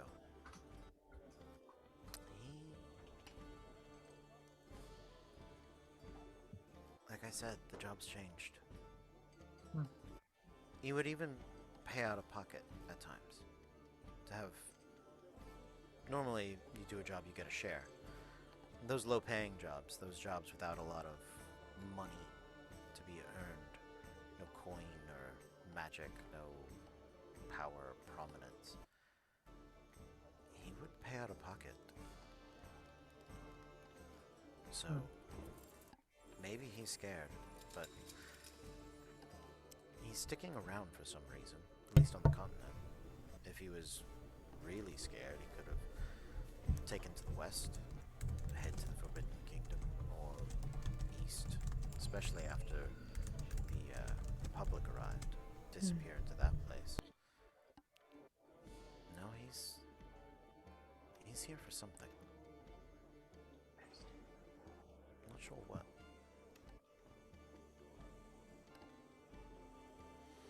What did he, what was he looking for? Well, that's just what we were wondering, honestly.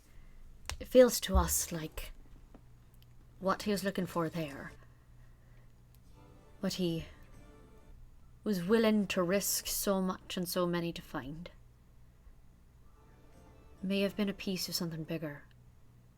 We need to know what some of those other jobs were and what he was taking from them, and if anyone knows where he was planning on hitting next. I don't want to say too much. Listen, she'll just look very close. Yeah. I know what it's like to want the worst from someone who hurts someone who loves you, who you love. You've seen it a lot, in stories and in real life. So you need to trust me when I say, it might not be safe to tell you what he was after, but that we're absolutely going to try to make sure he stops hurting as many people as we can. So, let's leave it at that. But we're going to need a lot more information.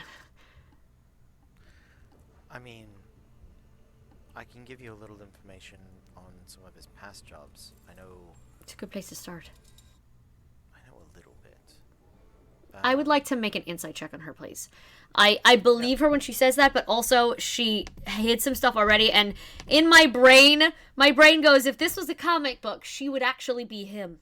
Like, if this was a comic book, she would be his secretary, and she'd be working because the brother's alive or something, and I'm sorry if I just keep, but like, that's how, like, Fable's brain is storyteller brain, and it goes, oh my god, what if it's a twist? Like, I'd like to make sure that she's telling us everything that she can, because she hid some stuff before. Same. Yeah, right? Okay, good. We are Go for it. good. Untrusting by design here.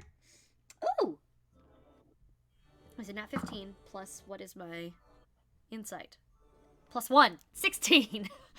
17. Hey! So we're right there.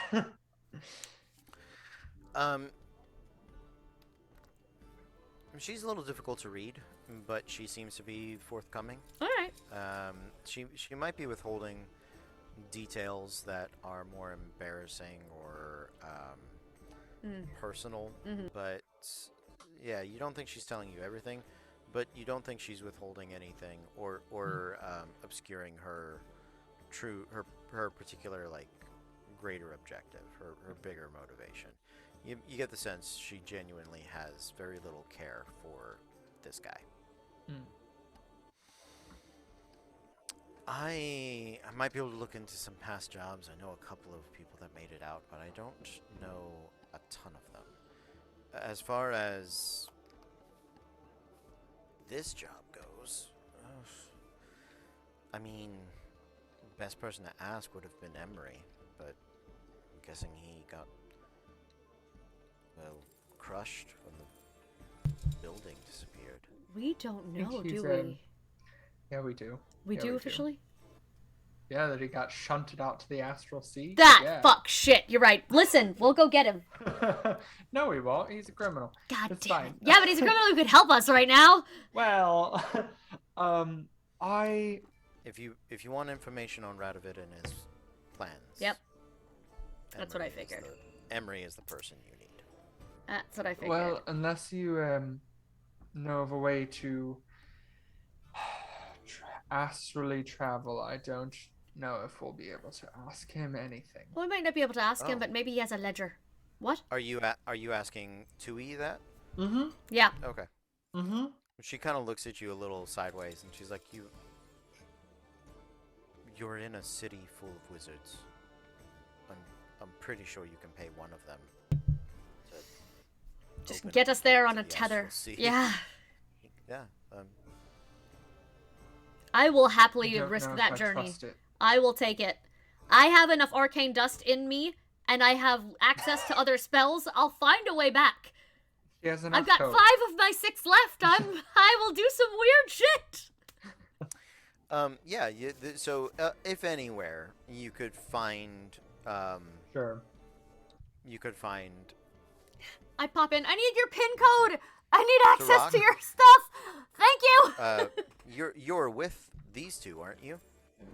If you were to travel to the astral sea, you could attune your cube to it and return you guys home. Yeah, I could have tuned the cube, and we'd have a way back home. Yeah. I forget. Can you overwrite past cube saves, No. or is it just once your once your a cube first is 6? yeah, once you get 6, it's filled up. Okay. And you have 2.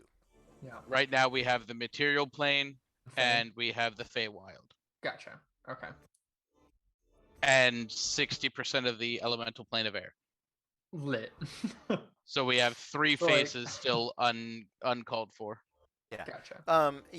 The elemental plane of air, until it's 100%, if you want to put something else there, you can. It's not locked in until you get the whole address. Yeah, but I'm being selfish. Sure. Oh, absolutely. Be selfish. I'm Fucking not. do I'm not it. telling you not to. Hell We yeah. would Do never that tell shit. you that. Your feathers have gotten us in and out of so many weird things. So yeah, that is. I mean, Cardian is well pretty drenched in magic. I mean, yeah. Fair. Well then, I mean, I'm willing to take the risk, quite honestly, because I feel like, as eager as we are to move on to other things, there's some unfinished business with this man that might also help with those future other things. So, out of character, Kaylin doesn't want to walk away from book 1, and then in book 2, the time between, this man has come back and stolen the one thing we needed to protect us from him, and the dragons all come back anyway. This is how multiple Dragon Age games happen, and while that's a lot of fun, people could die. Question for us as we walked over here. Did we discuss trying to see if she knew anything about Gyron? Like, do we trust that she might have some information that we would want in regards to figuring out our own stuff about setting up the bells, a la Gyron's staff and whatnot? Or no?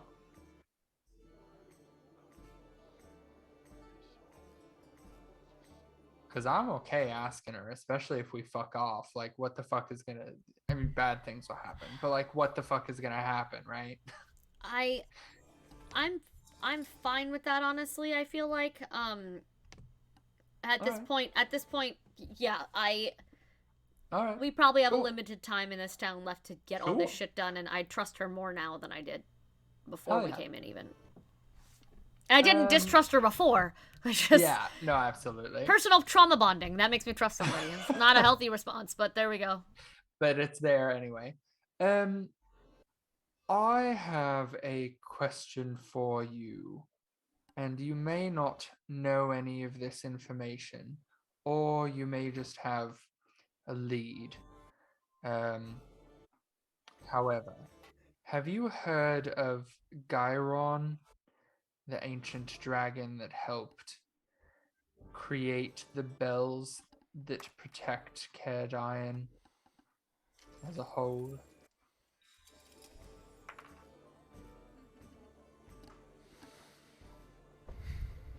Gyron.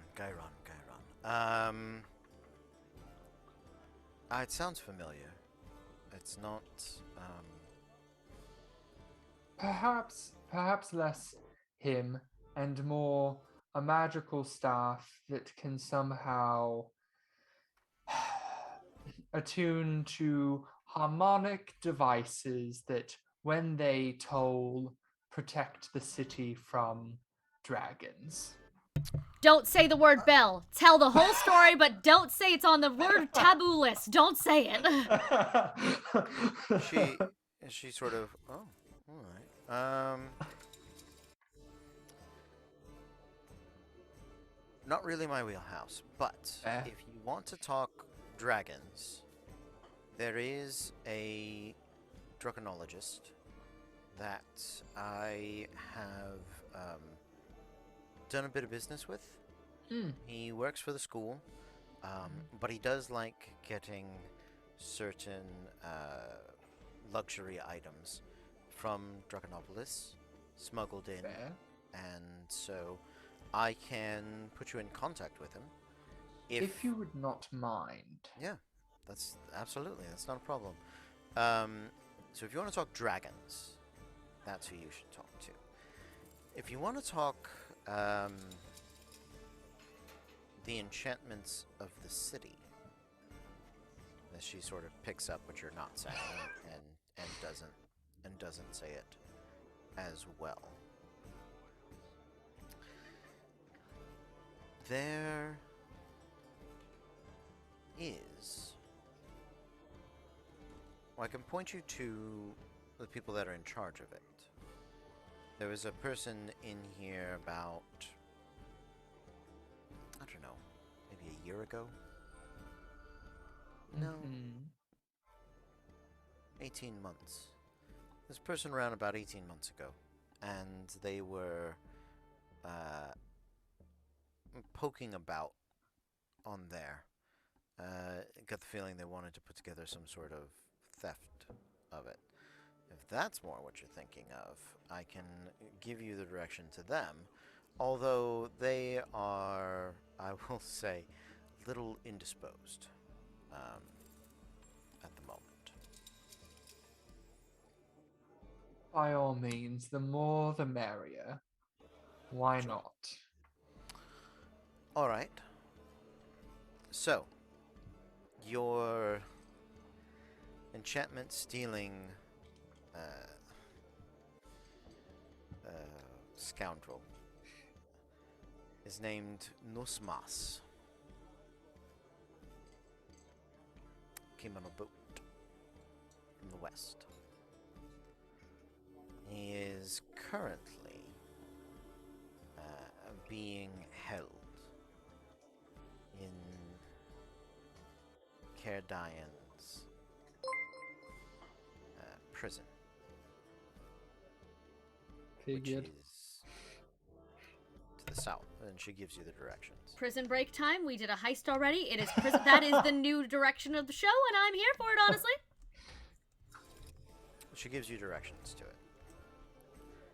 Pretty magically inclined prison down to the southwest. Underground, lined with lead and feet of rock. Not a lot of scrying to it. They don't keep a ton of prisoners.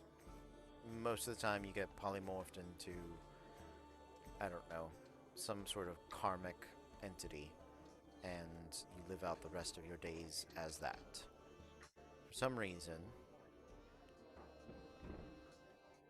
Nosmas and I think they maybe have 3 other criminals in that prison.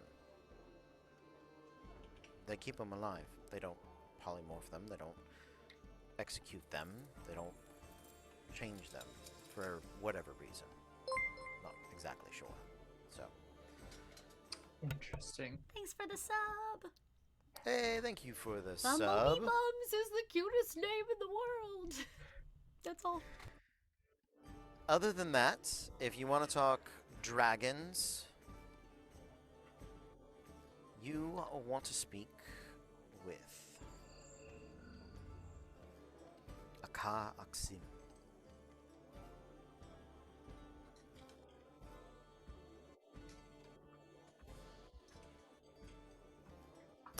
He is a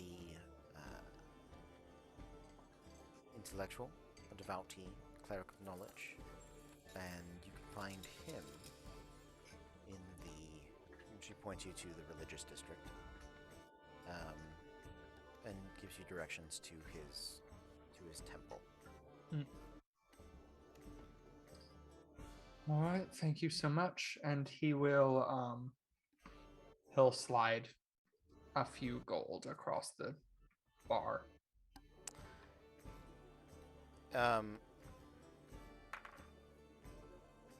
She's gonna slide them back to you. I'll tell you what. The next time Radovid crosses your path, Mm-hmm. and she reaches into her her apron, and she slides across what kind of looks like a checkbook.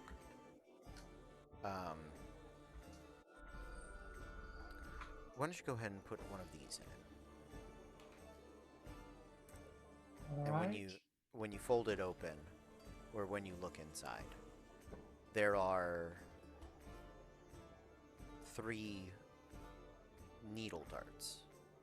Oh, They're sort of like long crocheting or like knitting needles.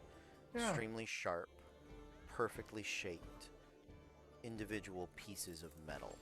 Mithril. There's a faint magical glow about them, but any attempts to identify them yield no information. Interesting. All right. Also, I apologize picking your brain so much. Have Caradine is in closer proximity to Dragonopolis than we have ever been. Have you heard anything of somebody that goes by the name of the Prince of Fang and Claw?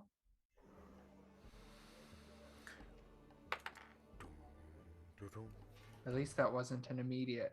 Oh yeah, he's that douchebag that's getting a Right? whole Like, fucking army. like at least it's not. Oh, you mean that guy who committed a bunch of genocides and that And you know also that guy that regularly tries to raid the city. That guy. You mean these ashes? You mean this asshole? Yes. That there's a poster of him right there that says "Do not feed." Who are you? Yeah. So she rolled a natural 2. Fuck. Oh, rip. Well, at least he's not so ubiquitous that like that everyone knows who he Yeah. is without a roll. So what she knows, Mhm. I don't actually know that much about him. I don't really know who it is. I know that anybody that's worked with Radovid in the past 3 years has said that he makes mention of them. But I haven't come up with a ton of details. So hopefully your Uxim will be able to help you. Possibly. Here's to hoping. All right. Well, have a good day. Have a nice night. And as you guys are making your way out, let's take a break. When we come back, we'll flip over to Talroth and Treasure. We're going to take a 10-minute break. We should be back at 9:40.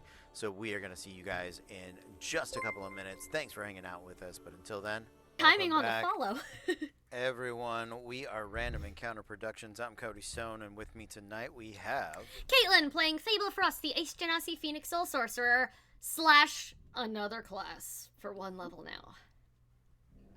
Hi, I'm Kez, and I'm playing Treasure Nightcrafter, the Tiefling Barbarian. And I'm Matthew, and I'm playing Clever Stitch, the Arcane Archer Tabaxi. I'm Eric, and I was accidentally attempting to share my screen. My name is Eric, and I will be playing Sirach, the Arakakra Horizon Walker Ranger. And I'm Moz playing Talroth Oakenblade, the Wood Elf Scout. All right. So, before we left, Talroth and Treasure, you guys were breaking away from the group to do some separate errands of your own. Talroth, why don't you tell us what you are up to?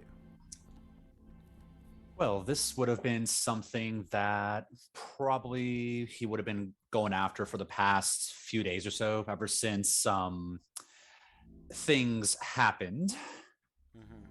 and having that conversation with Trinit. He would have been just asking around, seeing if there was some kind of way to get like a memento mori kind of thing to kind of preserve a body in for later burial, memorial, resurrection, etc. So that way she's not having to literally drag a corpse around everywhere. Okay. Um, you're gonna find a solution.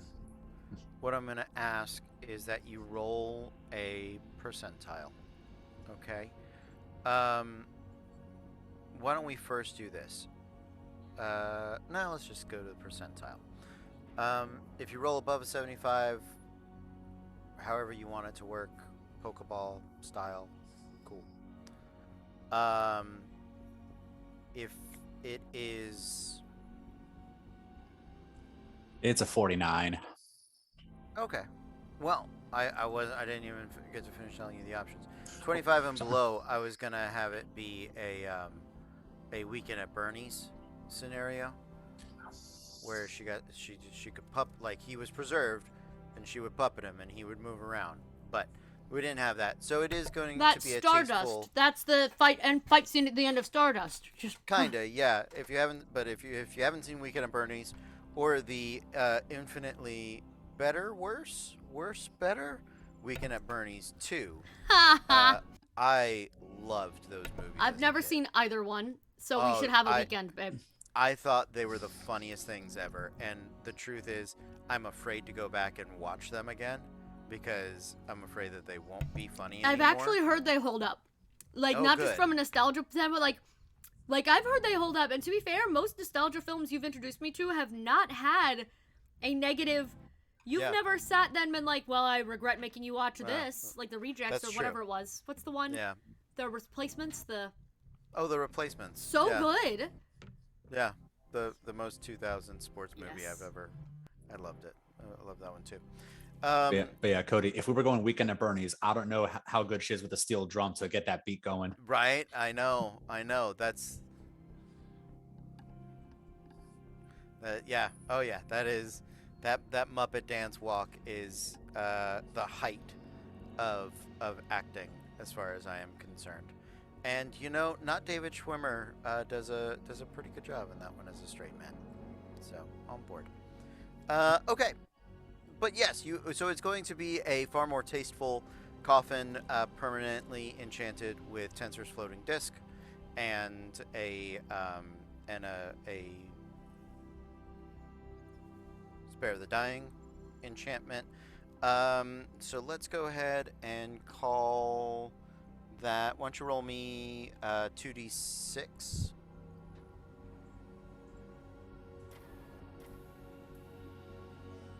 Eight. So it is going to run you $8,000.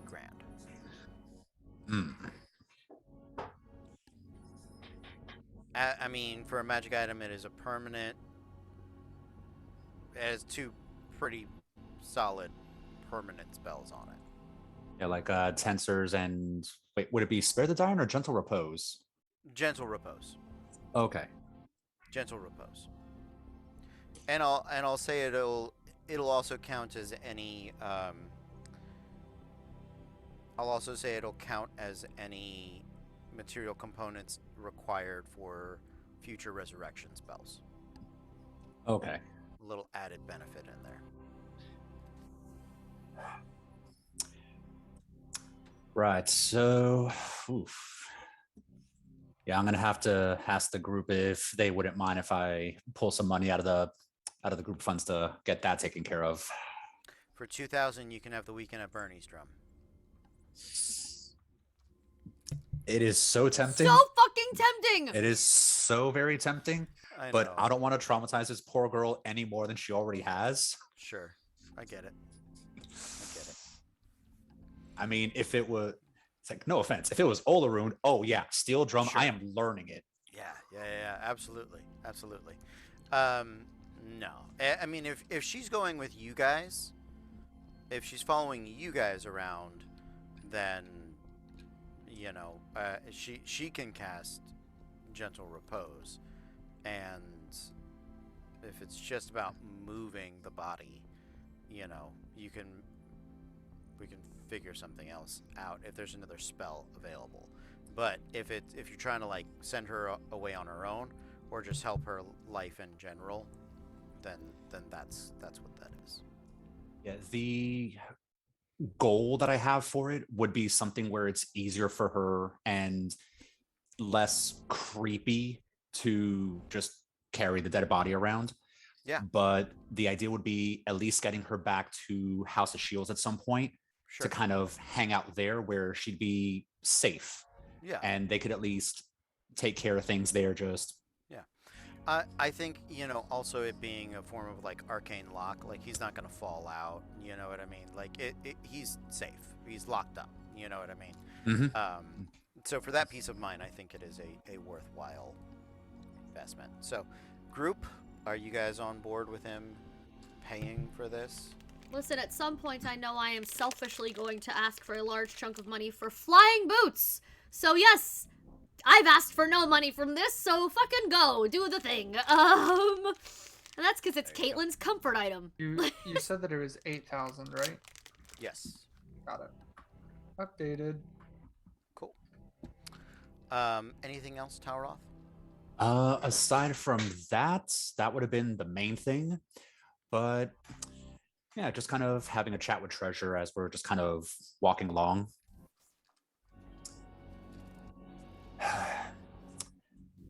So, Goldie, how's the head?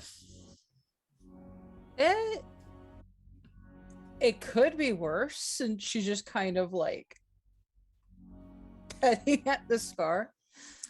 Yeah, I kind of know the feeling. It itches.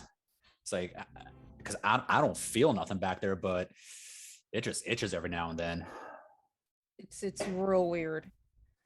How do you feel after, well, everything? I mean, it's got to feel weird even just buying that, to be completely honest.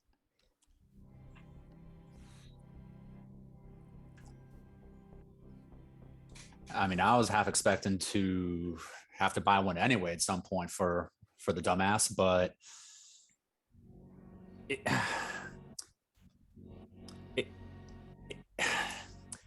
you ever get that feeling where you know for sure you want something, you know how, or you know something's true, like you know that dress you saw was red, but then you see it again and it's brown. Like, you know you saw it as one thing, but when you start remembering it, it changed. So you can tell when it's both. I'm pretty sure that is referred to as prestidigitation. But go on. Well, I remember pretty much everything that happened, but then I'm also getting these other memories of just like dates and times are just off by a little bit, by like a few days or a week or such, or stuff that I remember he was doing that he was training with when I was fucking off. But when I think back on it, I'm seeing it from his point of view where I'm the one doing the training. And that's been kind of throwing me for a bit of a loop lately. Okay, I can see where, considering everything that's happened, that's got to be headache inducing. Yeah, putting it mildly. Just, I mean, some of it I've been able to sort through, but it's just odd. I mean, take the wins as they come. You are now what, 2 inches taller than he was? Yeah, I mean, it does have some perks at least. Oh, which that reminds me, there was one other store I wanted to stop by. She looks And- around to see if there was a whiskey store on this block that she missed. Actually, no. Not a whiskey store, oddly enough. Quick little weapon shop. Weapon shop, okay. And yeah, so Cody, just simple weapon shop, Okay. not non-magical weapons, just regular weapons. Sure. No problem. And I am looking for a whip. Yeah, you can find one. Done. All right. I'll just add that real quick. Oh, All right. During yeah. this time, Treasure is going to find a nice like restaurant that we just pass and just order lunch for Sarah and her father. Sure. Absolutely. Yeah, while we're doing that, it's like the whip probably took just like a couple minutes waiting for her to order the food. Mm-hmm. So I'll just kind of hold it up to her. It's like, so this is something that's new for me. Now, you know, I never really used one of these before. So I never really had an interest in them, right? At least as far as you remember. And she kind of pauses. It's weird because yes and no. I could have sworn you had one at Velxer's teeth. Did you? Well, that's the thing. I got some memories that say I do, some memories that say I don't. But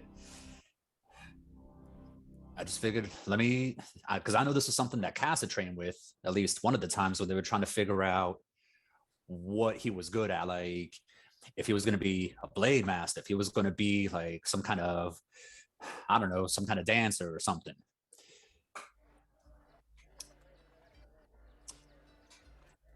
So, well, I guess there's just one way for me to find out at least.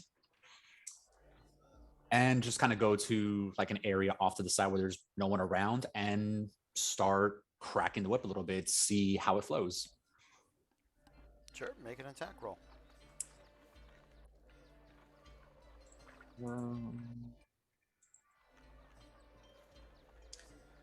21. Seems to work pretty well. Just do a few flourishes, just like a triple crack, just to kind of see how it goes. Mm-hmm.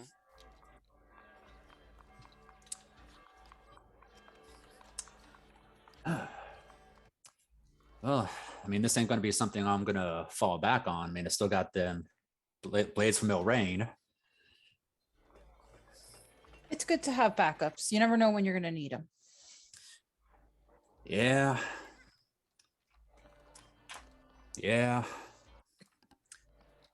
Although, at least right now, I'm not even sure if I can bring myself to putting my hands on the double-bladed. I know it's a lot to take in. You know what? Let's not think too much harder about this. We're gonna give ourselves both headaches. Let's go and find out what we can about the bells and about Gyron. Yeah, that sounds good. Maybe doing a bit of research might help clear my head. Exactly. Okay. You guys are gonna essentially be redirected to the same experts, kind of talking about the exact same pieces. Group, where would you guys like to go? You want to go talk dragons? You want? Oh, I didn't give you the name of. Did I give you the name of the person that knows and runs the bells and the? I didn't. But that feels like something we'd all like to have. Yes. Absolutely.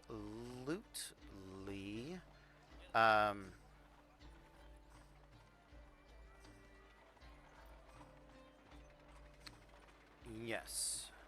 That is Trinax.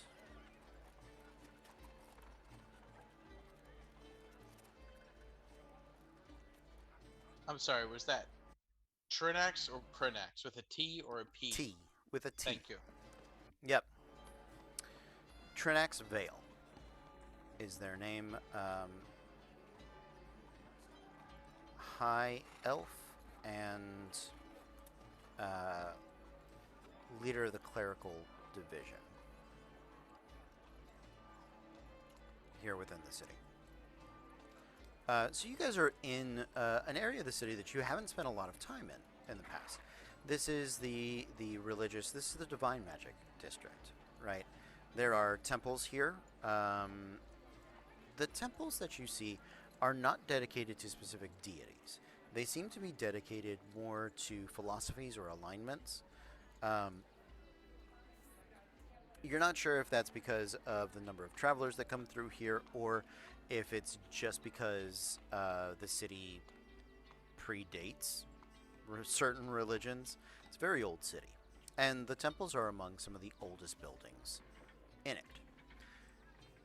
There are druidic groves that populate the corners, and this is, I will say, the least metropolitan.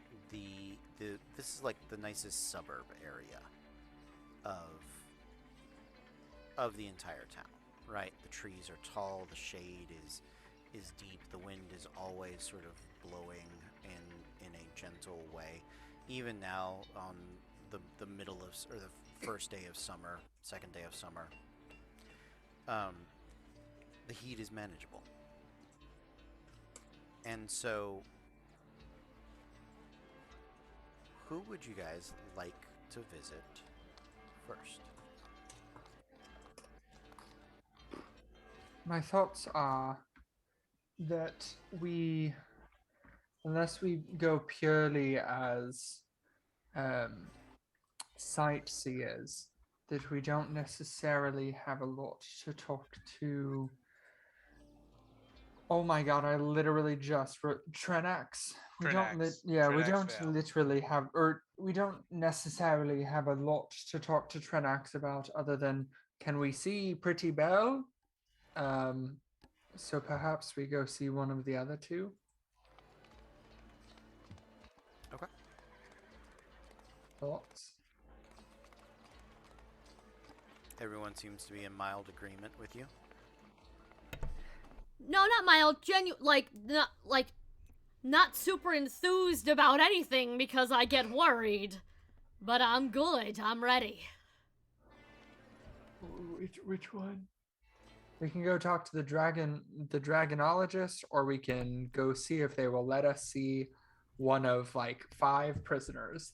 I think the dragonologist feels like more fun because listen to that fucking title. How do I get that job? How do I become a dragonologist? In real life, All right. Caitlin's asking, Fable's not. Hell yeah. And then afterwards, we get to break someone out of jail. Fuck yeah. This is the Caitlyn-centric arc, honestly. We did a heist. We're gonna do dragons. We're gonna do a jailbreak. I'm ready for all of it. All right. So, you guys make your way to talk to Oxim. Yeah. Yep. Oxim Aka'a. You are directed to a lovely little temple that is sort of off to the corner, farther on the southern side of this city district. And you can see the grounds of the temple are very well kept. There is sort of a large, almost planetarium style dome to this temple. And so as you go and make your way in, the doors are, you can tell that they've been replaced. They're far newer wooden doors than this stone building, which seems primarily carved out of like one large piece of granite or limestone or something along those lines. Very sturdy. The temple door does swing open, and there are a fair number of mural-like reliefs kind of carved into it. And it is a large, round building. There are beams of light that are piercing through the roof. It seems that it is actually a constellation tracker up above head. And there is a fountain in the middle of the temple. The gentle sort of bubbling of the water is echoing throughout the area. And as you close the door, you can see that there's maybe 2 or 3 figures in here. There is one that does sort of tilt its head slightly towards the door. As it does, you can see this ruddy copper, this sort of brownish muzzle, and it peels back a white and gold-trimmed robe from its head. Long sort of dread-like tendrils sweeping down their back. This is a dragonborn, a bronze or copper dragonborn, and sort of turns and looks in your direction and gives a toothy draconic smile.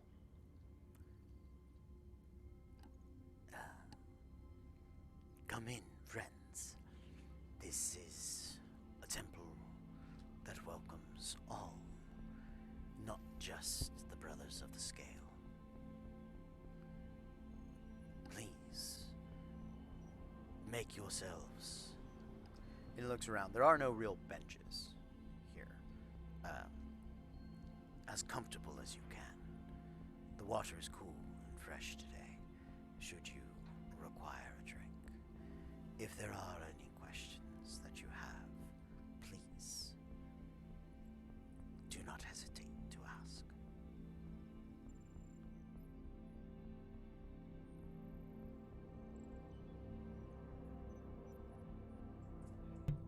This is Mars thinking back to something because I can't remember the exact name because I don't have it written down. The lizard folk that we had fought way earlier on, what group were they with? Because I remember it was something of the scale or scale something. Adamantine scale. Adamantine scale. Yeah, it was not the. Okay. Yeah. Okay. Yep. Okay. Well, I'd kind of like to hear a story or two if you've got them. Stories. Specifically about. We're double checking because I feel like I accidentally didn't ask the right thing earlier. Because he was like, "You didn't ask about the bells." I was like, "No, I didn't," but like I want to make sure. What am I asking him about? Here? We're trying to find specifically? out from this dude specifically. We're trying to find out 1, the Prince of Fang and Claw, Yes. and then 2, about Gyron the dragon, Good. and like where we can like what information we Yeah. can basically get that can kickstart us into locating whatever it is that Just we need. wanted to make sure because Yep. I was concerned about missing something. So yes, thank you. Nope, that's it. I collect stories, circus folk and everything. Just comes with the package. And I'm actually learning. And she picks up a brand new, gifted by Saride. I believe she plays a sitar. I've been learning some new skills, and they come a lot with storytelling. And I've heard some things since we came to town about. Well, there were a couple actually. There was one about a prince of scales, And I think fangs. And there was another one about. As you stutter that out, the other two Fuck. raise their heads and look in. Their heads sort of snap in your direction, and he sees it, and they all three, almost in unison, spit. Not a good and- man then. To spit in a temple, I know. I travel a lot, and that's like the worst thing you can do. Blasphemous name I won't. into our holy land. I did not mean to. And now I know. Might I be so bold as to ask, without using a name, of course, and I'll never say it again, what he did or does that's so terrible? My, that is a discussion for less proper holes.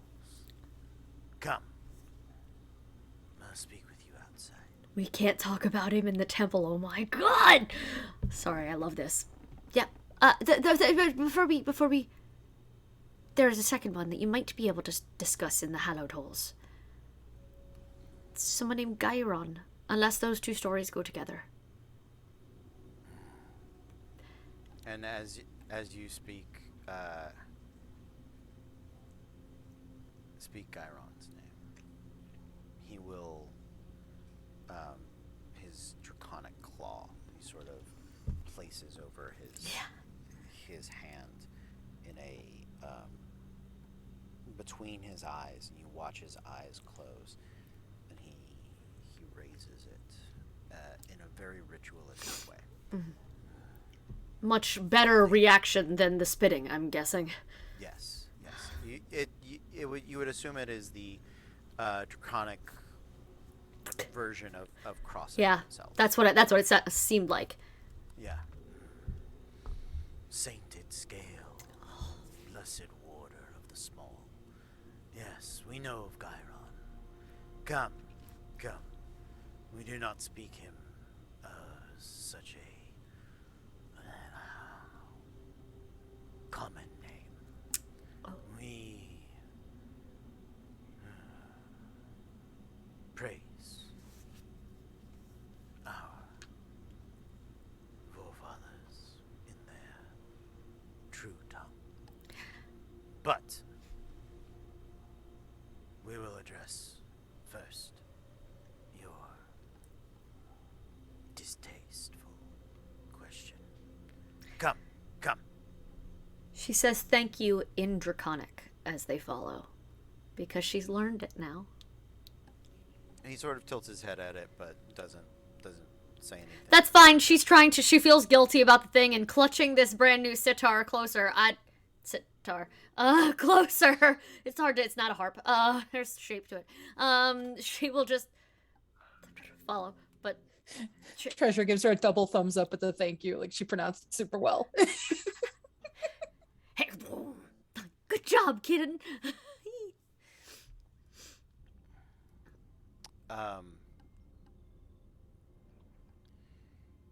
There is a little outdoor garden Oh. for walking, for contemplation.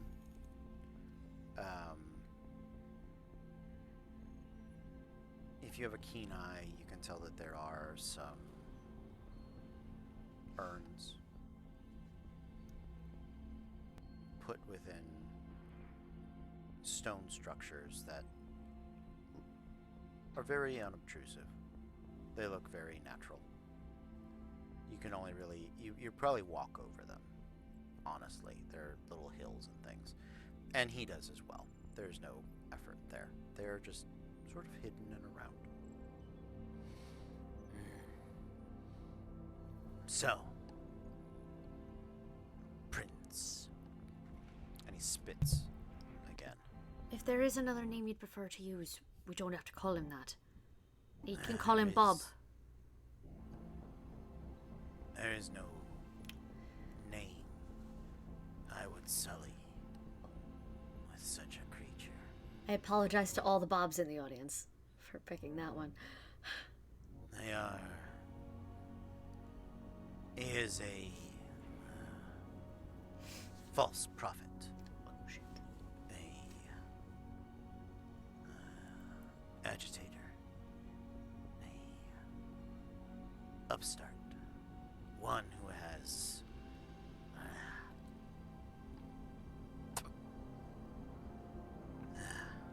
preyed upon the deepest fears of the dragon kind. Those who speak against him must do so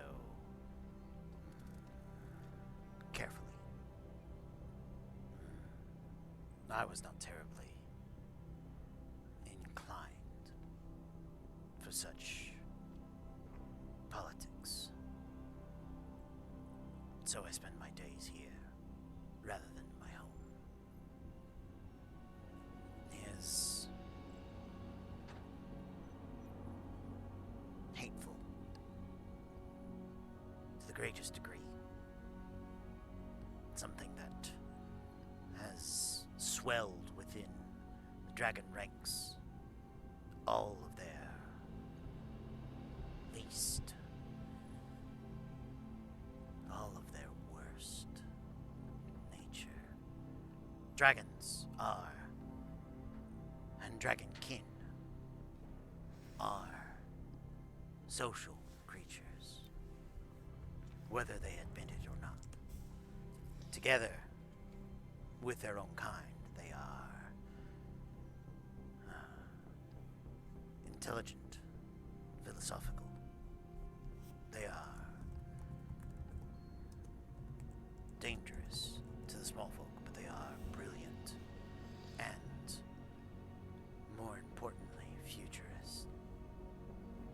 On their own, dragons are conniving, fearful. They are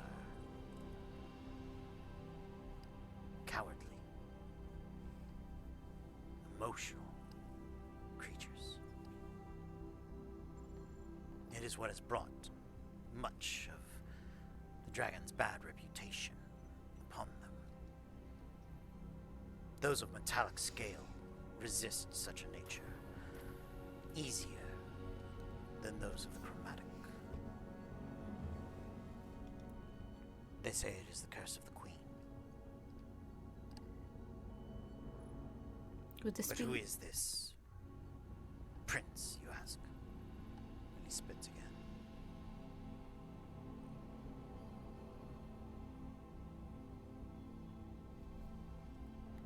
To know this, you would have to know of our history.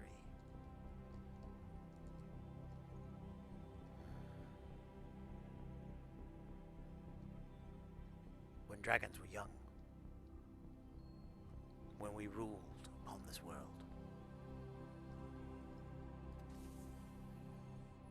when the creatures from between would threaten our lands, we'd rally, and dangers from beyond peered at our lands. We seared them. There was one dragon god, the Worm King, the first, each lineage a fallen scale that cropped up out of land and sea. When the behemoth, the monstrosity without shape, lashed at him, the Worm King prevailed, trained his young to be like him, mighty, powerful. His claw severed from his body, crashed to the earth. The greatest piece of him formed his queen, the five-headed chromatic dragoness. serve his every whim.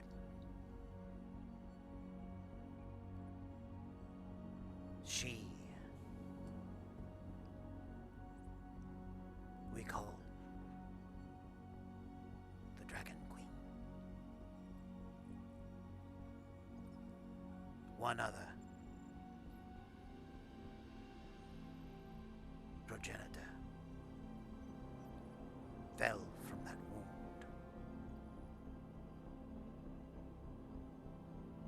It was the horn struck from his head. Pure metal. Not any singular ore, but the true essence of metal itself. Him we have named the Dragon Knight. These served the Worm King. These managed his children.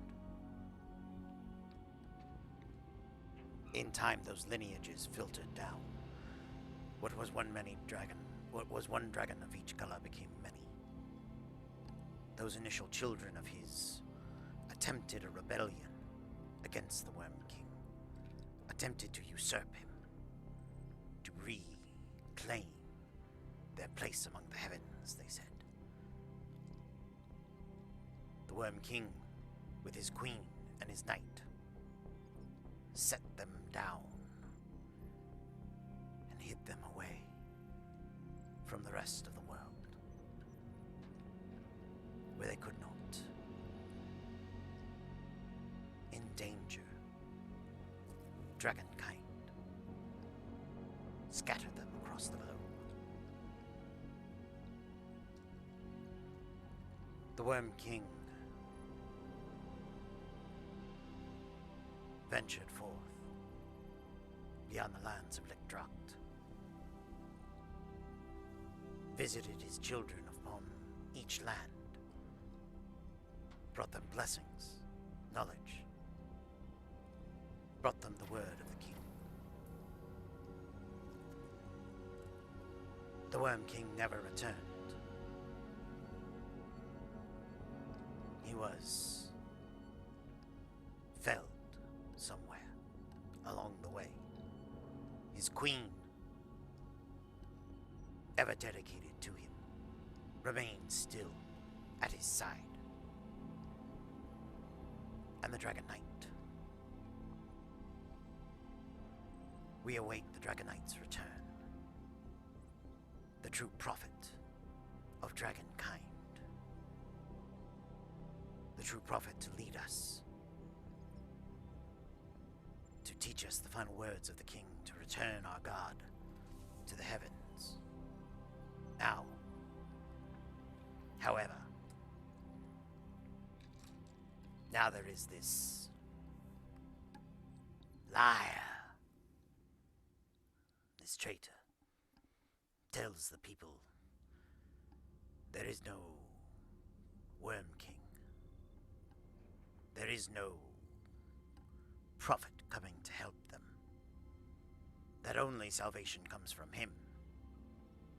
That their trust in the small folk, the creation of dragonkin, dragonborn, has diluted their providence, their holy power. Dragonopolis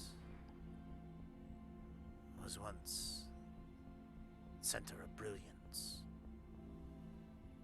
a shining city upon a hill, to lead all of Lickdracht. Their wisdom rejected, they turned bitter, the elder dragons. New generations convinced that little people are coming to kill them, to steal their hoards, to take their treasures and their children, to drink of their blood for the magic. These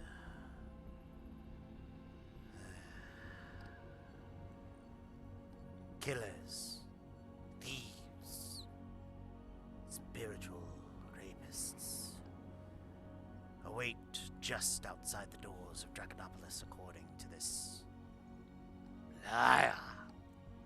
He spits again, the stones sizzling in acid.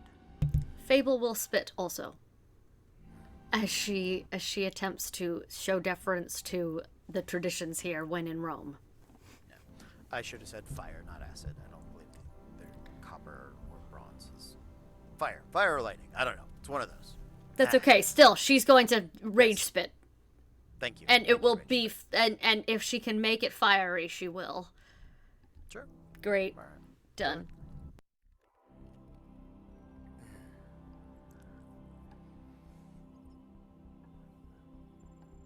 Such short-sighted nature has diminished the dragon's ability to reason, to lead, has made them fearful. Dragonkin and Dragonborn now are seen as servants, fodder, slaves. Not by all, but by enough with power that they cannot hope to rise above their station. It is a system of oppression, one that benefits those who more and more are devout to this Prince of Fang and Claw.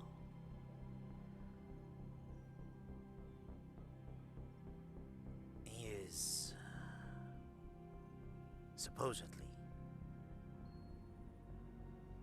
the last descendant of the Dragon King, the Worm King's final scion, who has banished all those that came before. But now, his lie cracks. For we have heard the rumors from the east. There is a dragon god that sits atop a religion of mortal men. Oh no. This cannot stand for the prince to hold his power. Oh no.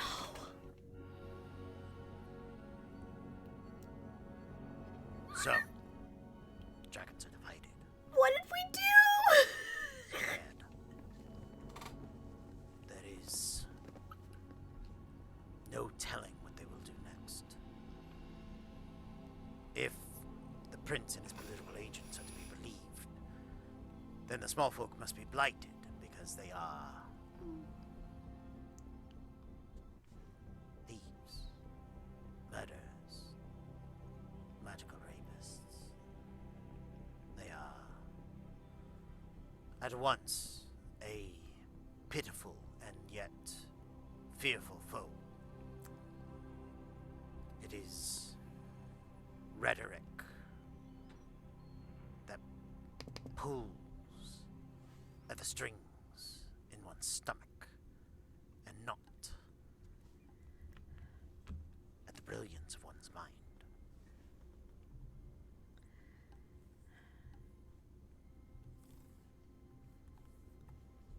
So either dragon turns against dragon, which has not happened in many years, many dragon years, or the scales stand together, in which case I see no way for us smaller folk, born of scale or flesh or fur, to survive. When last this happened, Gairon, Raoul, they called him traitor.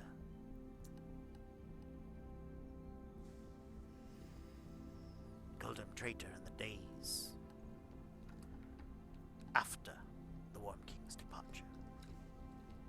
Gairon was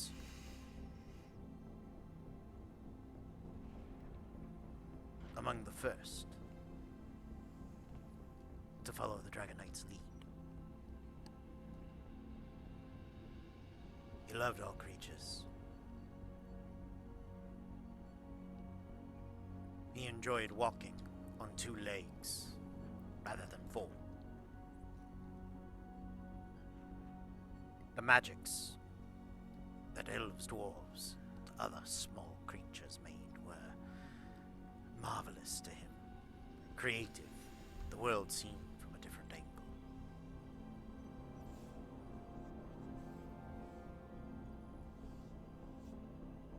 Gyron was left as the first and last ruler of Dragonopolis. When the council bade for war, for blood, he refused them. When the attempts on his life failed, chided them. Soon,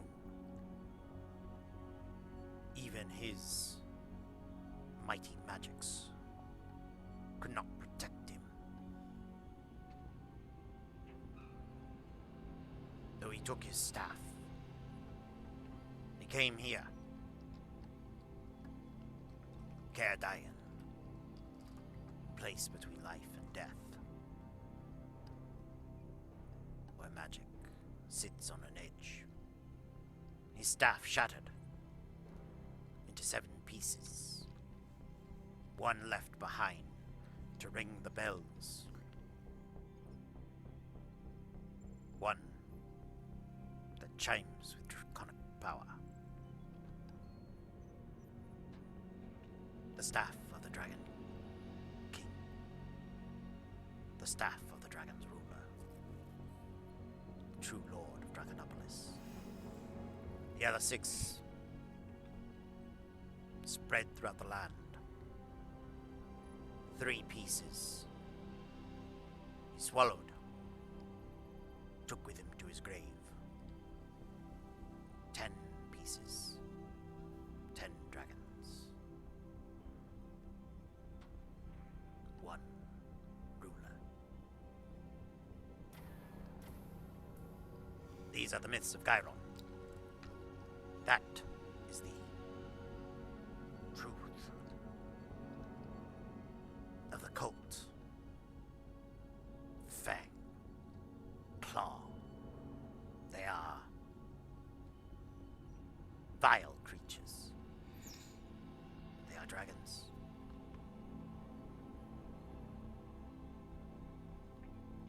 We would love them, hold them true,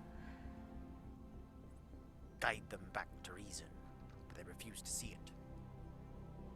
The world beyond their eyes is different, twisted, warped, bent.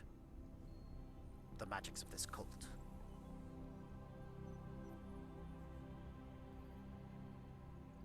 As though items, as though something gripped their mind.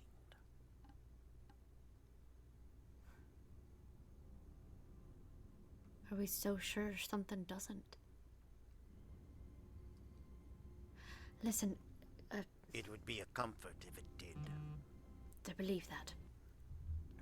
But, but unfortunately, I see no evidence of it. Dragons are capable of great, but also terrible things.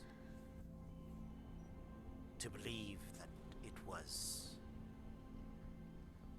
anything more than our worst nature is to give us more credit than we are due. He coughs again. A little puff of smoke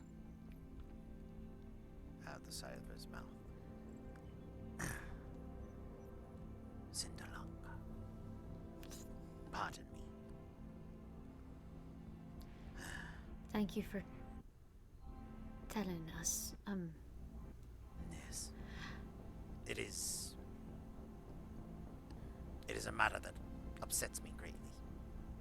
Well, I wish it did not. I'm about to upset you just a bit more, I'm afraid.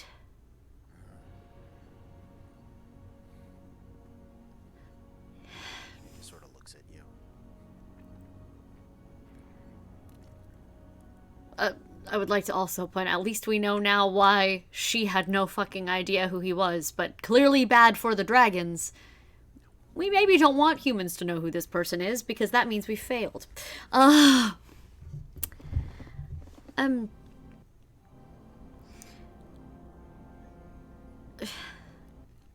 Sir, you say it's the legends of Gyron, but the truth of... And she just spits. What if there is more truth to the pieces of his staff? And what if he who shouldn't speak his name has been finding them? Gyron's staff was cut from the claw of the Dragon Knight himself, as legend would speak. Gyron, but only the noblest of dragons could wield it. Broken apart, it still holds the legendary wheel of the Dragon Knight. Are you... There are things supporting this prince. Matthew, are you doing the Arms of the Fated math? Because I'm doing the Arms of the Fated math.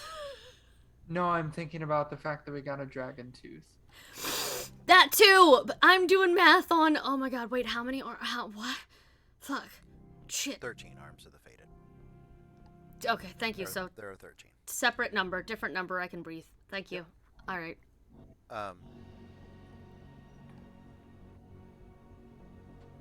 There are many dragon artifacts. There is no nobility in this usurper that would allow him the power to wield that staff. But you don't have to for a cult, that's the thing. He doesn't actually have to wield it. If he just shows up holding it, it will cement their belief in him. Then he could wield Gyron's staff. They would have the ear of the dragon kind. The word of truth would fall upon them at the very least. The metallics of the Dragon Knight.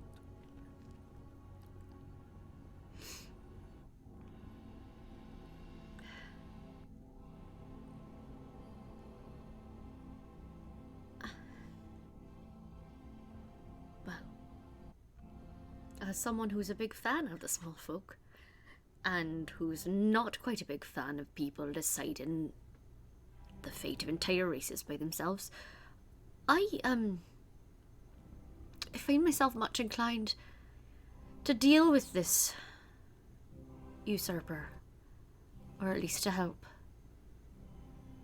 Because quite honestly,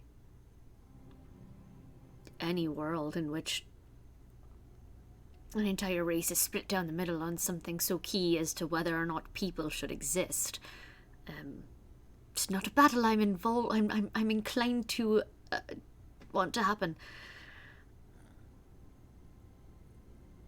Well, I wish you best of luck with this. Sir, I need I to suppose.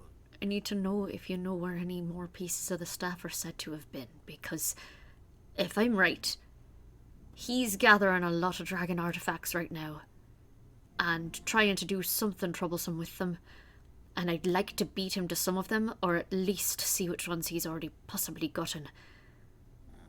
Things that go with legends to their graves do not always stay buried, as we have learned, unfortunately. And, I'd rather play it a little bit safe. There are rumors, legends, pieces of the rod, the staff. I could look through the texts, see if there is something. But there is no true telling. Sir, everything we've been dealing with since we got here has been legend and myth and rumour. It hasn't stopped us so far. As a matter of fact, it's been bloody interesting. That is the land of Lickdracht. I'm learning Lands that. of myth, of legend, and more of fate.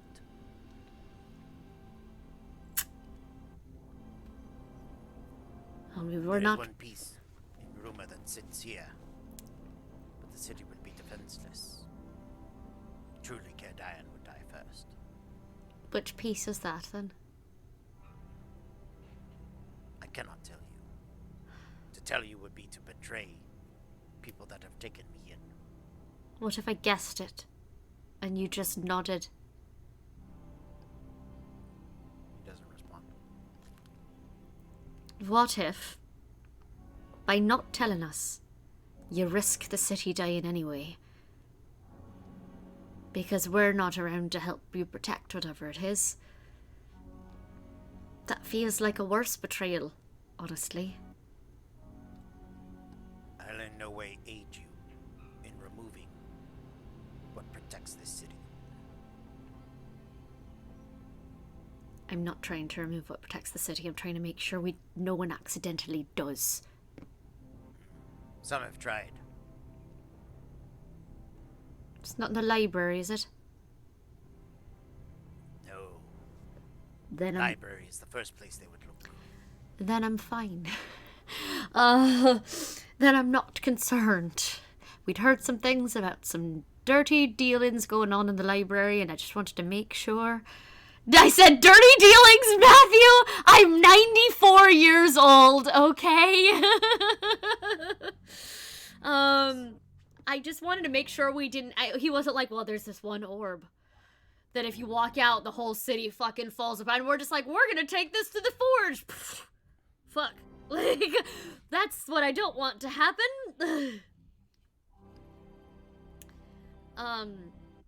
But as long as it's not something there. Question for the dungeon master. Sure.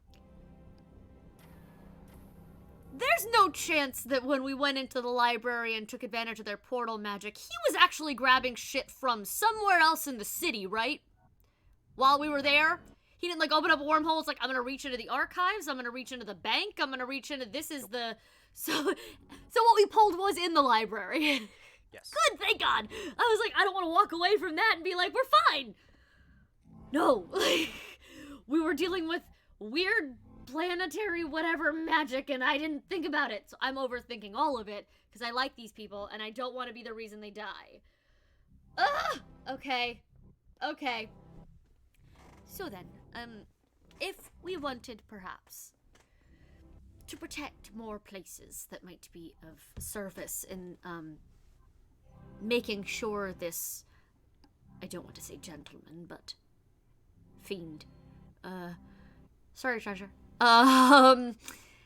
has, no place and no way to attack those places that he might find interesting. For instance, a place where weapons can be forged and remade.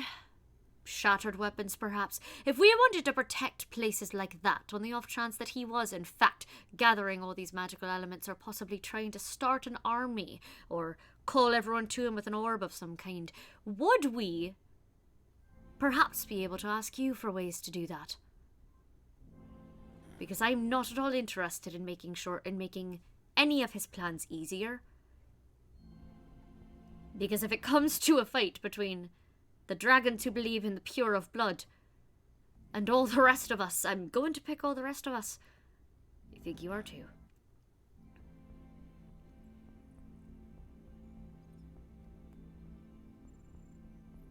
I understand your desire to protect a place. The trouble is, by walling off one area, we merely funnel the rage elsewhere. Oh, I do understand that, but I think walling off the right places is going to make the rage a lot less potent. this man finds a way somehow to reforge anything from those pieces or make them into something he can actually wield, I think you know, just listening to you talk about them, that would be the end. For a lot. Another piece of the staff could protect an area about the size of a city. If you could find one. Well then. But there are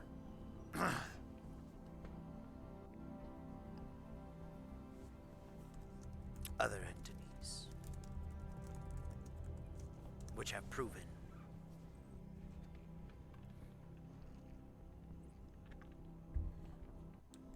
effective at holding at bay dragons. Whatever lies to the east. You're talking about the great game, ain't you? He looks at you. I know of no game that is worth mentioning in the same breath as this. But I know dragons cannot pass there. Something keeps them at bay. Yeah, I don't think they even would necessarily understand why. Not everyone's aware of this. The older ones might. Yeah, but he's also dragonborn. Like, he was not a pure like he's not a pure-blooded dragon, so the history may not have gone with him. There is also this new dragon god. Perhaps that could qualify even more. So you're saying if we build a temple to the new dragon god at the forge, we're gonna be fine? Can we build one here? Double protection doesn't seem like a bad idea. Can we build one everywhere? Can we all just convert? He looks at the temple. Can it share? Can it be an annex? The faith of this new dragon god would be required. That's We fair. could convert dragons. Show them that they have had their reawakening. Undermine this usurper, this false prophet.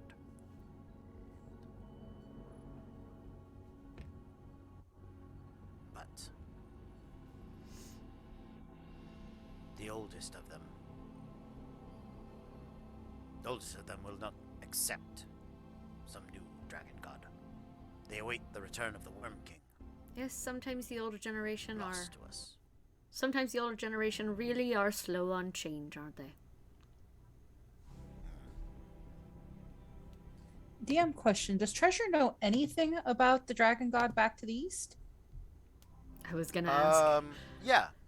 Yeah, you know The- Daigor. The guy we made at the end of our last campaign? What the No, fuck did Dalion. we do? Yeah, you would have passed through Rotom on your way here. And he sits at the head of the Pantheon. So Dalion. Yeah, you would probably seen statues to Treasure- him, temples to him, things like that. Treasure would actually, back where I'm from, we know a bit about him. I can actually share a little bit since you've shared so much information with us. Yes. Tell me of this dragon god. Well, he goes by Dalion, and Dailion. he sits at the head of the Pantheon in Rotom, which I traveled through before making it out here. So Yes, he's not as just he a should. god, he's like the top god. Yeah. There's a lot of myths about how he got there. That there was conjunction. He was helped by small folk, and working together, he became who he is.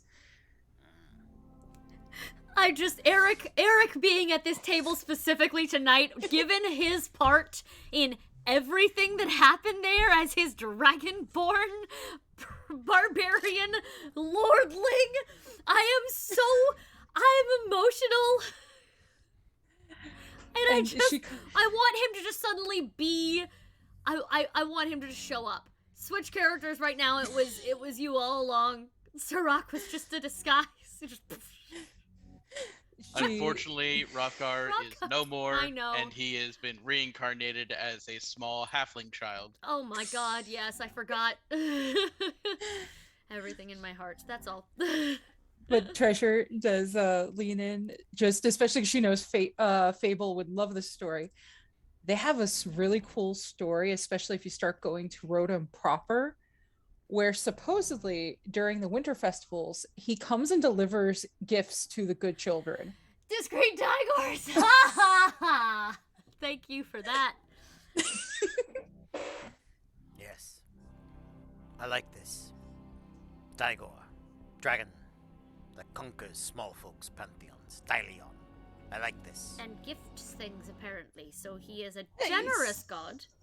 The He is a- deliveries of Dylion. Deliveries of dice. Conquers small folks Um, pantheon. She asks Talroth for some of his paper and ink, and she's going to basically scribble down what she can remember and Great, probably do a Make a religion check. Thank you. She's probably going to do a Sure. crappy ass drawing, but she's going to try her best. Yeah, cool. Can I try to assist her with that, or Sure. Oh no, you can't. You would not know Rotom history.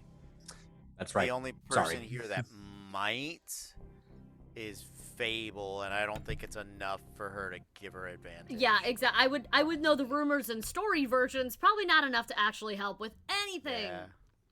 What'd you get, Treasure? I got a 17. Yeah, you do pretty good. You do pretty good. Professor Treasure, man. You miss some of the nuances. You get a couple of dates wrong, but you get the ballpark of all of it right. Yeah. And And she- anything you don't know explicitly, he just fills in with dragon propaganda. She hands it over to him and, describes. I think the legend says he was a silver. He was most certainly a metallic. Mm. I think the legends say that he traveled with, it was a very large pirate. I really like her. There was another smaller pirate, Peacock. I'm not 100% sure on that one. Loved by pirates. Yes, loved by He's pirates. And there was a couple of men made of metal that liked him a lot too. Yes. God of metal. Yes. And there were some elves. Like, she's going through the notes. It's a lot. Most of what Treasure would know would actually have to deal with Maddie, because that's one of the people she looked up to in history. Oh. I will say, the Rotom religion is odd to him in that it is polytheistic. His experience with religions are fairly monotheistic, or a triad perhaps, a trinity. But so like anytime something that would probably be another Rotom god's domain, he's like, yes, got it. And she's Yeah, she's like trying he's- her best. She's Yeah. like not super religious, but she's like, look, it's kind of like a parliament. He's just right here. So, out of game, out of character. You guys have some options. Immediate survival of the Black King. You guys could. Black King's got some power, right? It. I will go ahead and tell you guys from everything that you have gathered so far. The reason you now understand the reason it has taken so long for the dragons to counterattack, right? Because it's much more about their own internal political arguments, right? So as long as you continue to support the Black King, it is going to they'll be relatively safe, right? Some of the ways you can do that are undermining the prince's political power, right? Maybe getting aid from the avatars of the Great Game, if the Black King will allow you to spread them across his land. Like it's kind of he's caught between a dragon and a Great Game, as it were. Artifact hunting, always fun. Not just the rod, but also you could look up other dragon artifacts. I got like a list of them. If you guys want to do that, we can do that. You could do something with the orb to that if they tried to attack, you could order them.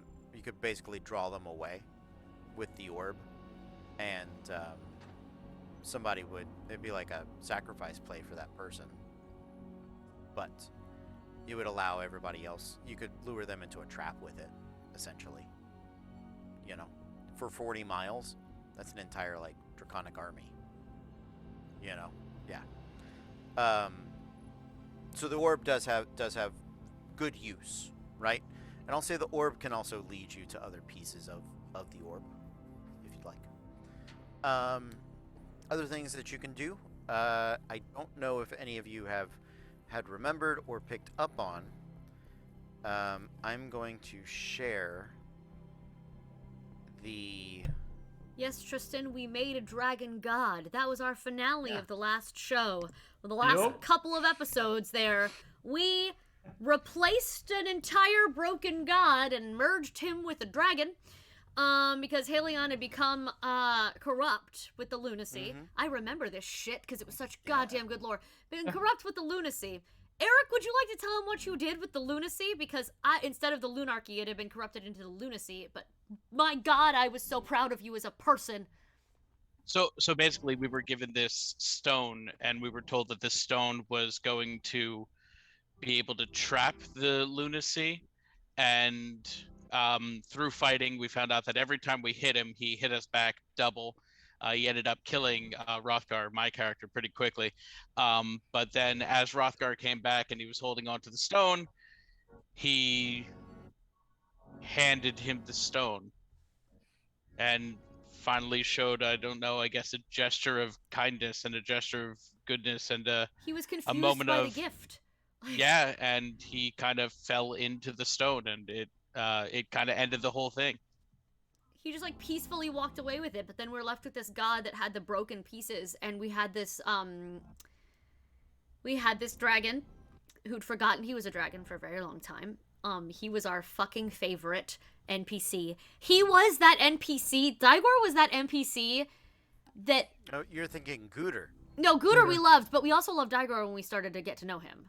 Oh, you guys Yeah. absolutely We wanted to... loved No. Daigor, Oh, no, but Gooter from day Daigor one. knew who he was. Oh, you're right. Sorry, Gooter yes. was the Sorry, one that I forgot that didn't- Daigor remembered who he was. Gooter forgot he was Yeah. a dragon, but Daigor was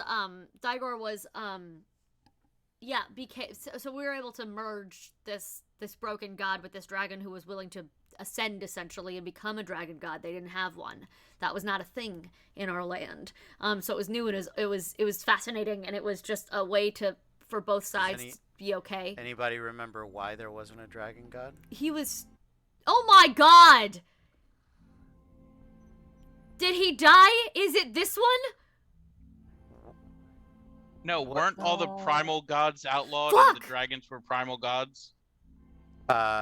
If you remember the phrase, it'll answer it for you. Oh my god, it was, Oh shit, hold on. Hang on! Where did that stupid thing go? If... The phrase, hold on. God damn it. Albrecht. Albrecht's... Fuck. Are you talking about the entire title?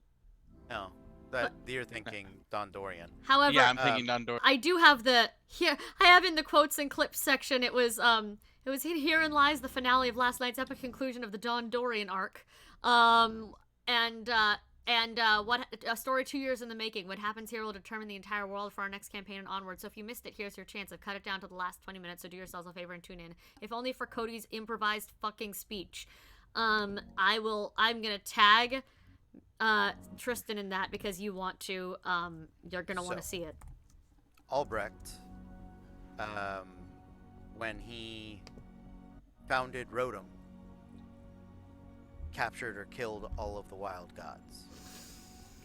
No, tamed or killed all of the wild gods, Oh shit! It was. except for one. Oh, yep. And There if it you is. go back to the original I map, always wanted to go there. Oh my god! What? I go back to the wanted to go there original since the map. home game. Yes, you have. of our home game in the Arcadian Straits, Ugh. Oh my god! Oh my god! in the upper The right Worm King's corner, prison! The Worm King's prison! there is the Worm King's prison. God damn it! Cody fucking I Stone. wanted to go there. Hey, I've been telling you to write a book set in this world for a very long time. Cause look at this goddamn in-depth lore. I'm angry. Hey, you guys had actually asked about Yes. the Worm King's prison at different points. Yeah. And that is where the Dragon Queen sits in service to him. That's what. Okay. Oh, That's That's cute. where Tiamat fucking is. Well, Well, maybe if we go let her know that we're friend, and we let her know we're trying to stop this jackass spits in Draconic from trying to usurp. If she serves him, she will not. We're gonna go to Rotom, and we're gonna go to the Worm King's prison, y'all. And we're gonna talk to Tiamat. I'm gonna let her know, and she's gonna arrive with the staff. That's the new plan. That's the new plan. All in favor? Stay silent. There Great. are- Oh fuck. there were 3. He did swallow 3 of the pieces. Yeah. So No, Glenn, Gyron. swallowed 3 of the pieces. Nope, Gyron you're swallowed. right. There is a lot of lore. So we don't. It's Yeah, a lot you of can also dragons. find the Dragon Knight Bahamut somewhere. Yep, I am sure. true. I am sure we can. He's around doing stuff. He's around just doing Dragon Knight shit. Doing That's Dragon why- Knight shit. Chilling. That's why I was asking about the adamantine scale that we came across Yes. all that time ago. I was wondering actually. So that was actually going to be a next question in character, but then everything got late and we kept going. Is if they were actually not as bad as we like, if they were maybe a little misguided and attacky, but they were doing it for the right reasons. Maybe we could reason with the adamantine scale. And You guys do the knight. know. So the adamantine scale Mhm. is its own plot, but it does tie in slightly. It your old professor wants to essentially create a dragon avatar called the adamantine scale. Replaces the judge Mhm. in the great game. Got it. And Yes. if you were able to do that, then the warden's wall wouldn't matter, and the dragons could come in. And Dyleon is the first hole in that anti-dragon Rhetoric. wall, right? The fact that the Republic of the Black Gem was able to bring in their dragon deity is what is allowing suddenly this potential breaching, because the avatars are not all powerful. They can be undermined because usually when they're defeated they Doctor Who regenerate into Yeah. something else, right? So if the warden's wall falls and it stops to be the warden, they'll become something else, in theory, unless you can find a way to end the great game. I do want you guys to know something. This is to all players and all people that may ever wander through the lands of Rotom or Lickdrocht or any of these things. I don't expect you to solve or sort out all of this. But You can absolutely, if you can do it, do it. I'm not going to stop you. But it's important for me that what makes it a living world, or what gives it verisimilitude of being active, is that these different places you go, they have their own problems. And sometimes their problems are crashing into each other. But the politics of Dragonopolis is is its own thing. You know what I mean? Even if the Great Game ended tomorrow, they would still have their nonsense going on. And I'm trying to make sure that even if you don't get to something, It's in place for the next campaign. yeah, it's in place for the next campaign, and it's going to continue to evolve. So I that's like it. important. Do you guys have any? I was wondering if I would have to show you the map for the Worm King's prison. I'm angry. I'm real angry. It's like when I didn't realize when we all learned what Willen was, like how the city got its name. Do you remember that?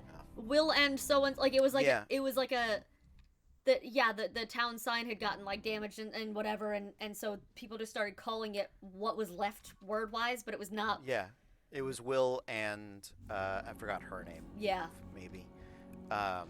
And I mean, you also have to realize this is the group who listened to you for about 3 to 4 weeks say "the awful" repeatedly and Yes. didn't notice it. So I mean, Correct.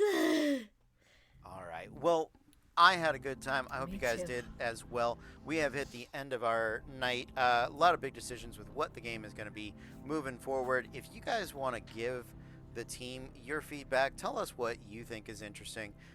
They may not do it. They are under no compulsion to do so, but it would be interesting to get that feedback. Check us out on our Discord. Links are happening elsewhere. We got a whole section for disasters. We got a raid Go ready to check go. out that original map. Raid's coming out. We'll see you guys next time, but until then,